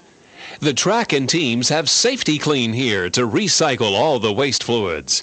But they're not the only ones doing their part. Auto repair shops, printers, hospitals, and thousands of other businesses recycle with Safety Clean. You can identify them by the We Care sign in their window. They're good people to do business with. Safety Clean is the official environmental and recycling service of the Indy Racing League. From Pikes Peak International Raceway, this is the Indy Racing League. We welcome you back to Pikes Peak International Raceway near Colorado Springs in the town of Fountain, Colorado, in the Samsonite 200. Here's the situation. There are 30 laps to go. 170 laps have been completed. We are under caution because of an accident involving Arie Luyendyk, who climbed out of the car under his own power. The leader of the race is Tony Stewart. Second, Eddie Cheever. Third is Stefan Gregoire. Fourth is Buzz Calkins. And fifth is Kenny Breck. In sixth position is Davey Hamilton. Seventh is Vincenzo Sospiri. Eighth is Robbie Groff. And in ninth position, the last car on the lead lap, is Scott Goodyear. And when the cars come around this time, they're going to get the green flag, and we are going to go back to competition with 29 laps remaining. Here's the green flag, and Stewart steps on the gas and pulls away from Cheever for the moment. And look at that move on the inside by Davey Hamilton. He just went around one position. He picked up the position and dropped Kenny Breck back one. Indeed. Boy, there have been some great battles involving Sospiri and Hamilton and Calkins and Gregoire all through the last half of this race. Everybody in single file right now as they come down. Cheever still in second, then Gregoire, Calkins, Hamilton, Breck, Sospiri, Groff, and Goodyear. That's the way they run on the racetrack. And remember, they're all together, basically nose to tail. There are no lap cars in those top 9 positions, so they get to challenge for the spot without going through lap traffic. There are 14 cars that are still in the race. Mark Dismore has come in for another pit stop. Mark has had a very disappointing afternoon, but it's good to see him in the race because he was one of those who crashed during the practice before qualifying. We've had a number of yellows. They've had 2 pit stops, but I tell you right now, Tony Stewart is in total domination because he has led all but 7 laps of this event. I was just about to jump in there, excuse me, Bob, and say his lead now is 1.2 seconds. So just over a second advantage between first and second. So Eddie Cheever is definitely hanging right in there, keeping that interval to just a little over a second. And right now, the fastest car on the racetrack is Tony Stewart. That lap, 164.6 miles an hour. We watch Stefan Gregoire begin to close in on Eddie Cheever for second place. There's about 5 car lengths separating those 2 drivers as Mark Dismore comes back out onto the racetrack. We have 8 drivers out of the race because of crashes, but not one mechanical problem here this afternoon. And we have seen wonderful racing from the very first. We've had a number of caution laps, in fact 74 laps under the yellow. But man, when we've been green, we've seen some great competition, 2 and 3 wide at times. We really have, and you got to take your hats off to both the Oldsmobile Aurora people and the Nissan Infiniti workers who have put in tireless hours trying to get these engines to be reliable. And although there aren't very many Infiniti Nissan engines in the field today, we know that they're going to come back and improve as time goes along. And we're going to have 2 engines that are very, very competitive in the Indy Racing League. The gap between first and second now is 1.5 seconds. The last lap, Tony turned at 164.1 miles an hour. In second place, Eddie Cheever was 162.6. You can't gain ground when running almost 2 miles an hour slower per lap. 22 laps to go here at the Samsonite 200 Indy Racing League event. Everybody running pretty much in single file order right now. There were no major battles on the racetrack. Is this what you call a suitcase race? That's appropriate, isn't it? So Tony Stewart, the advantage still at it was 1.5. Last lap it goes up to 1.6 now. Tony would like to take one of those Samsonite suitcases and fill that baby with Indy Racing League money this afternoon because the team stands to win about $160,000 if he can stay out in front for the last 20 circuits. Well, let's not come. Oh, we got another car on the wall. Kenny Breck, it appears, has made contact with the wall and scrapes along it through the 4th corner, and the car comes to a rest up against the wall in corner number 4. And so Kenny Breck's great run, and he was running in 9th position, make that 8th spot, has come to an end. Kenny Breck, the young driver from Sweden, who began this race in 6th position, driving for the Monsoon Gallus Racing Team, finds himself up against the wall. He's moving around in the cockpit. Both right side tires are off of the car. They're still on the car, but askew because of the damage to the suspension. And so the safety crew now begins to move toward that car at the top of the banking in turn number 4. Our 8th yellow. And before that, we had gone 74 laps under yellow. So once again, we're happy to say there have been no mechanical problems this afternoon. But those that have been involved in crashes, as we mentioned earlier, Scott Sharp, Johnny Unser, Jimmy Kite, Billy Boat, Roberto Guerrero, Greg Ray, Jack Miller, Ari Leyendyke, and now Kenny Brack, who is out of the race car, and he is okay. And, you know, I really have to wonder if it's the new surface, Bob. We talked to the drivers early after practice, and they said there is such great grip with this new surface. And are they having trouble really getting a handle, if you will, on this surface? That is a possibility. In any case, Kenny is out of the car. He's standing alongside it. He's okay, and there are 18 laps to go to the finish. Let's pause 10 seconds for station identification. This is the Indianapolis Motor Speedway Radio Network. Back at Pikes Peak International Raceway, we saw a replay of what happened to Kenny Brack, and the car just got high on the racetrack, perhaps up there in the area that does not have some rubber laid down. It's out of the groove, and the car just pushed out into the fourth turn wall. Kenny is okay. Mike King. Back at the medical center with Dr. Jack Miller. Tell us what happened. Well, about 15 laps before that, my car was just loose as could be, and we opted to stay out there and try and get in sync with our pit stop, so we only had to do one more pit stop. Then I was going out of 4, and a couple cars went underneath me, and it just took the wind away, and it just pushed right into the fence. So, yeah, I'm okay. Unfortunately, the day has ended, and I had a little hot seat there. I couldn't get out because I had my helmet straps on my, over the seat belt, so I was lifting up, and all of a sudden I felt my butt get a little warm and wasn't sure what it was, but it was just some radiator fluid, so I'm fine. So Dr. Jack Miller's okay. In fact, he's already in his civvies, out of the driver's suit and in a pair of shorts, and looks pretty comfortable as he sips a cup of water, but certainly he'd rather still be out on the track, that's for sure. Bob? And Mark Janes has a report from the other end of the pit area. And obviously dejected Rick Gallis is leaning with his arms folded on the pit wall, very, very frustrated at the turn of events for Kenny Brack. And what a tough go it's been for Kenny at times since he took over for the injured Davy Jones after the accident in Orlando. No word from the crew. They have no idea what happened. But again, as we've reported on from several pits throughout the day, cars have been having their share of handling problems on this track today. No word yet again from Kenny Brack as to exactly what happened. Rick Gallis and company very disappointed because he was running solidly. Well, the best part of this whole thing is that Kenny is okay and is again himself on the way to the infield medical center for a checkup, but he walked away from the crash. 184 laps have been completed now by the leader, Tony Stewart. 16 remain, and the cleanup continues in the fourth turn, although the race car is off the track already, and just a couple of safety vehicles remain with a few workers out getting the moisture up out of the surface. Now, we have seen some very good restarts today from Tony, and that time on the last restart after the 7 yellow flag laps, on the restart on lap 171, he got a good jump on the 51 car of Cheever, and before that yellow came out, he had a 1.5-second advantage and was turning laps a couple of miles an hour faster than Cheever. So far, Tony Stewart has had this field covered. He's led all but 7 laps this afternoon.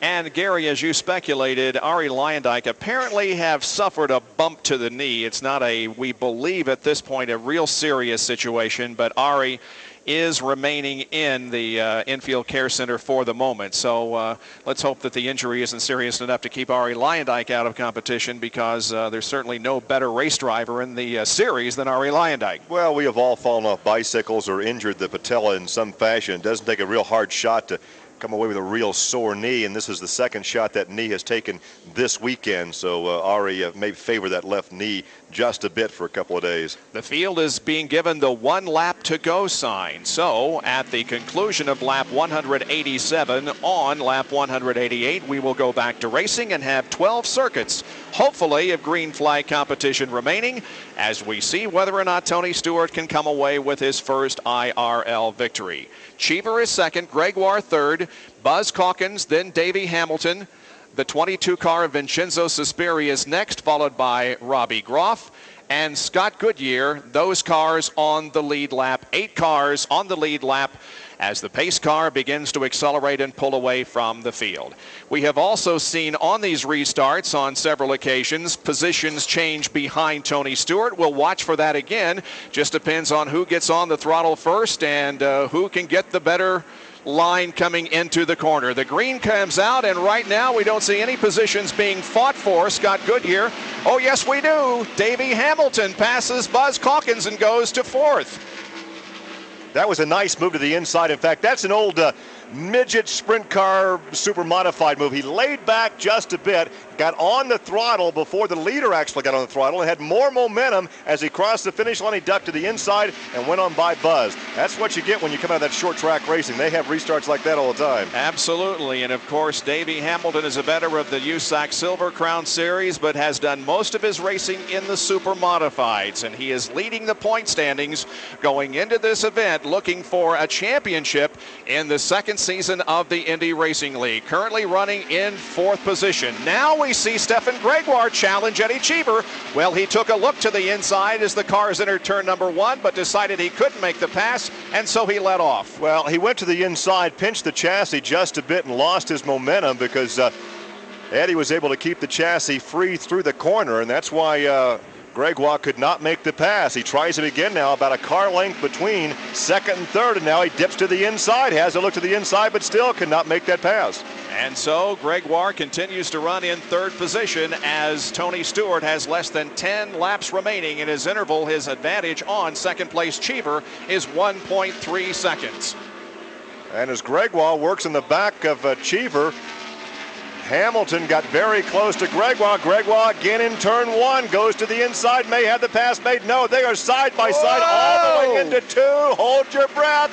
They're still side by side down the backstretch. That two-tone blue car on the inside goes on by the red, white, and blue car on the outside, and Gregoire goes to 2nd. Cheever drops to 3rd, and he's being pressured now by Davey Hamilton. Yeah, let's watch Davey Hamilton here as he goes to the outside in turn number 1. Cannot make the pass. Stefan Gregoire now is left to challenge Tony Stewart for the lead as a great battle shapes up for 3rd, 4th, and 5th. Cheever, Davey Hamilton, and Buzz Calkins. And a lot of people here in the grandstands are cheering for their local driver, Buzz Calkins, who's currently running in 5th position. 7 laps to go in the Samsonite 200, and Tony Stewart continues to hang on to the lead. His advantage is 1.7 seconds now. He had a close call about 2 laps ago, came up behind Mark. Oh, and a car spinning. Car spinning is Robbie Groff, I believe, and sliding to the inside of the racetrack and hitting the wall, the inside retaining wall once again. And the caution flag comes out with 6 laps to go, and we could end this under caution. Well, you know, I said at the top of the show, we talked about Tony Stewart, and could this be Tony Stewart's day? And I said every driver will tell you they would rather be lucky than good. Had the rain arrived at Orlando a couple of laps earlier, Tony would have won it. Now we have a yellow. We could finish under yellow. So maybe for once, Lady Luck is riding with Tony Stewart. So Robbie Groff crashes coming out of corner number 2. It was an incident similar to that of Ari Lyondike. We're watching on replay, and again, there were no cars that made contact with Robbie Groff. He just got up high in corner number 2. He slid in front, however. He did slide in front of 2 cars that were following closely, and the car continued to slide down the racetrack, across the track, and he did make contact with the inside retaining wall. Looks like he just maybe got up high and into the marbles and lost control. And he slides right in behind Giafoni and right in front of, I think it's Greco, through the tire smoke. Oh, that was close. It was very close. Well, the safety crew is doing a fast job of getting this car off the racetrack, and they're trying, I know, as much as they can to get this race back under green conditions, at least for 1 or 2 laps, so that we can end this event under the green. The ambulance is driving away from the scene with Groff in it. I don't believe he has suffered serious injuries. We will, however, stand by for a further update on that situation. But the safety crew, and this car has come to a rest now off the racetrack, so I don't think there was any fluid laid down at all. And as soon as they can get this car away from the racing surface, they hopefully can go back to green. And it would seem that with the 1 bonus point that Tony will receive for leading the most laps, he went into this race 9 points behind Davey Hamilton.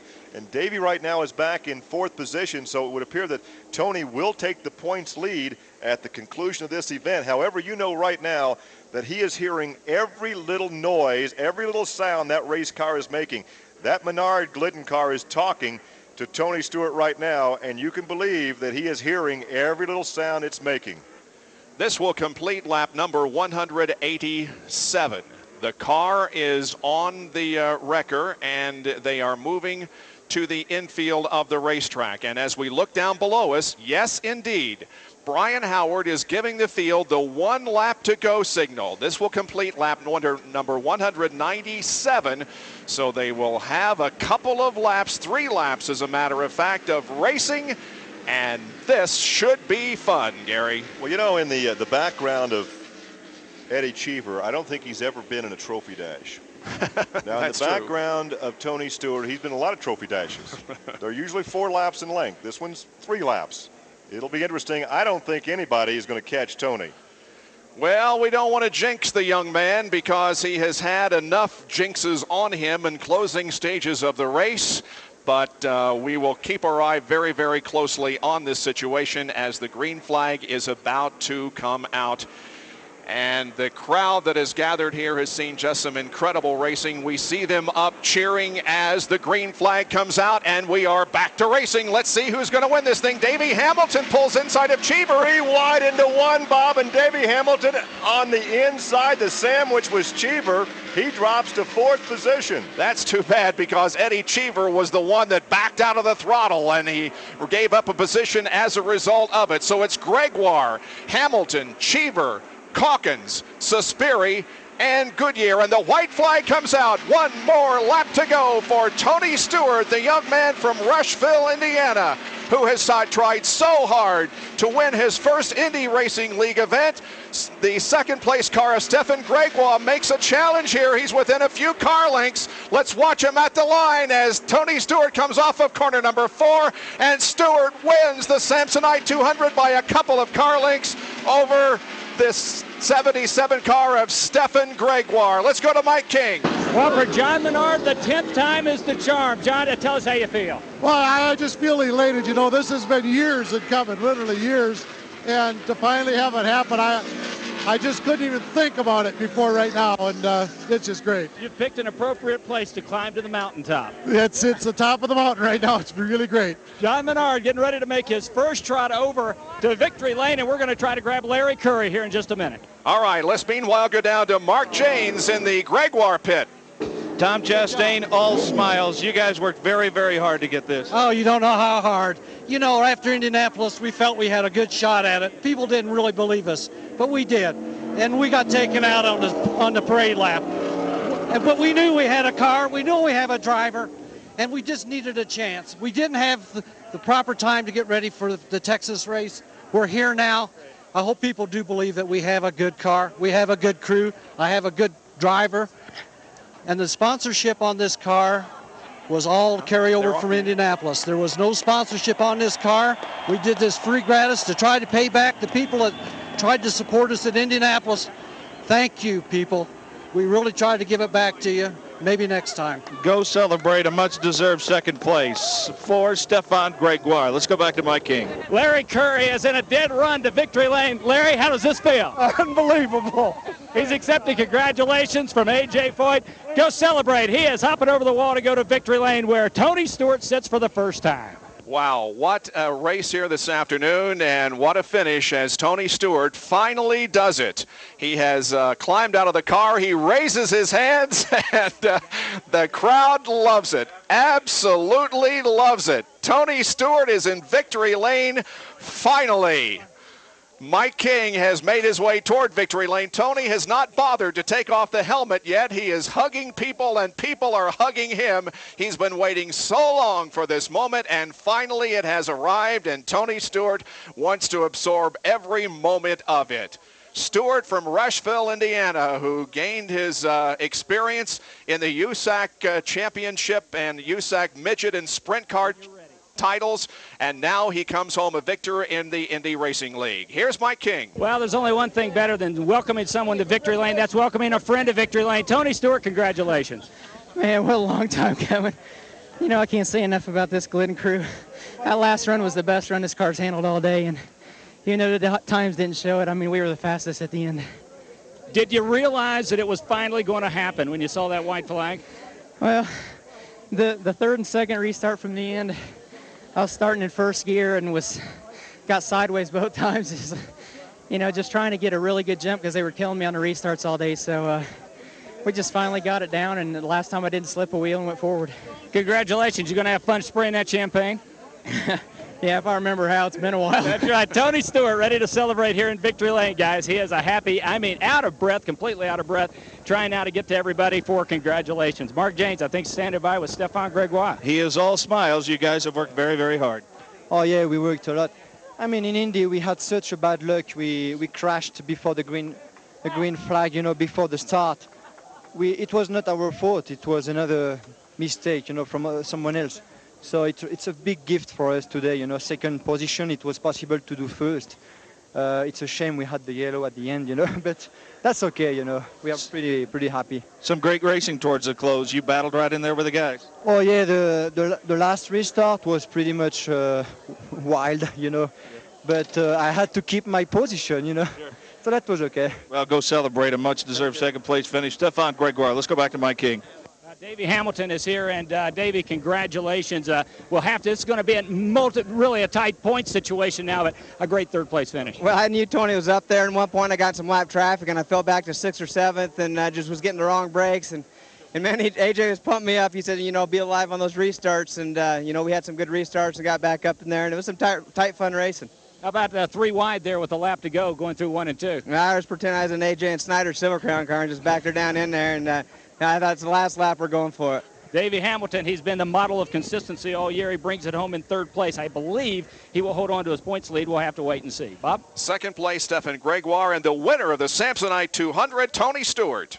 Indy Racing League fans, here's your chance to be a part of next year's Indy 200 at Walt Disney World. It's the ultimate fairy tale. Exciting Indy Racing League action and Walt Disney World, too. Be there for the return of the IRL in sunny Orlando, Florida. Stay at one of Disney's magical resort hotels with free transportation to and from the racetrack. Imagine joining thousands of race fans in the heart of Disney's 8 theme and water parks. January 24th, 1998, the Indy 200 at Walt Disney World. Call 1-800-822-INDY for your ticket order form. That's 1-800-822-INDY. Have you ever wondered what happens to the used oil and other fluids after the race? The track and teams have Safety Clean here to recycle all the waste fluids. But they're not the only ones doing their part. Auto repair shops, printers, hospitals, and thousands of other businesses recycle with Safety Clean. You can identify them by the We Care sign in their window. They're good people to do business with. Safety Clean is the official environmental and recycling service of the Indy Racing League. From Pikes Peak International Raceway, this is the Indy Racing League. Tony Stewart has won the Samsonite 200 here at Pikes Peak International Raceway. Stefan Gregoire 2nd. 3rd, Davey Hamilton. And 4th is Eddie Cheever. Here's Mike. Eddie Cheever, calm, cool, and collected as ever. Eddie, a very strong run for Team Cheever today.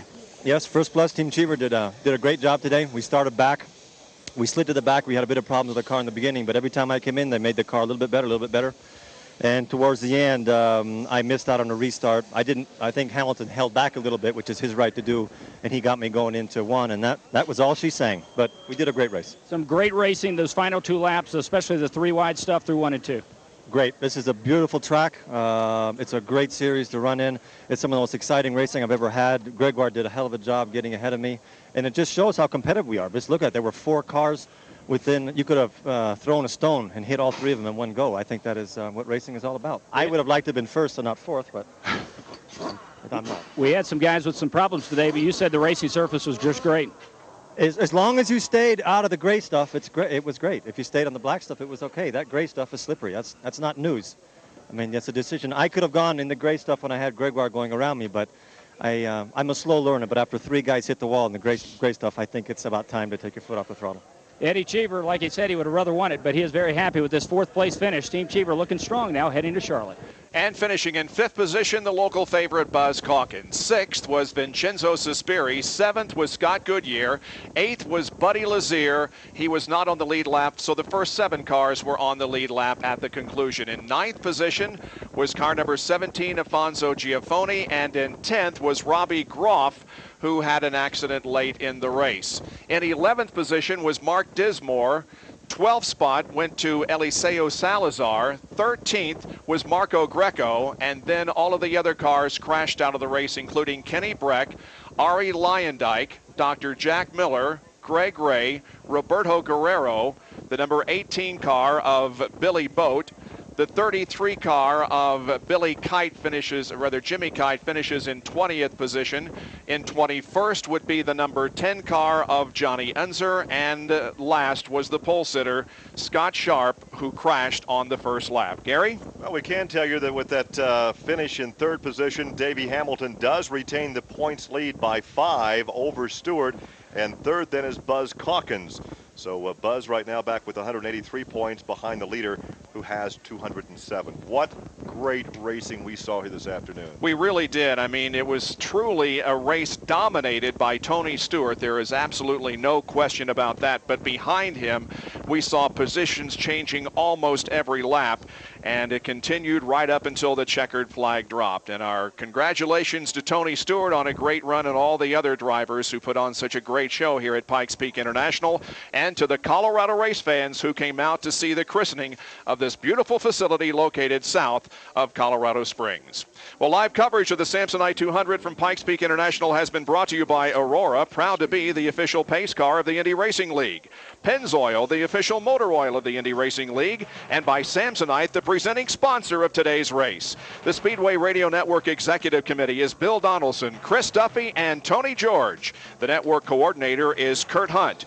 Our technical director is Tom Alibrandi. Master Control Operations by Chris Pollock.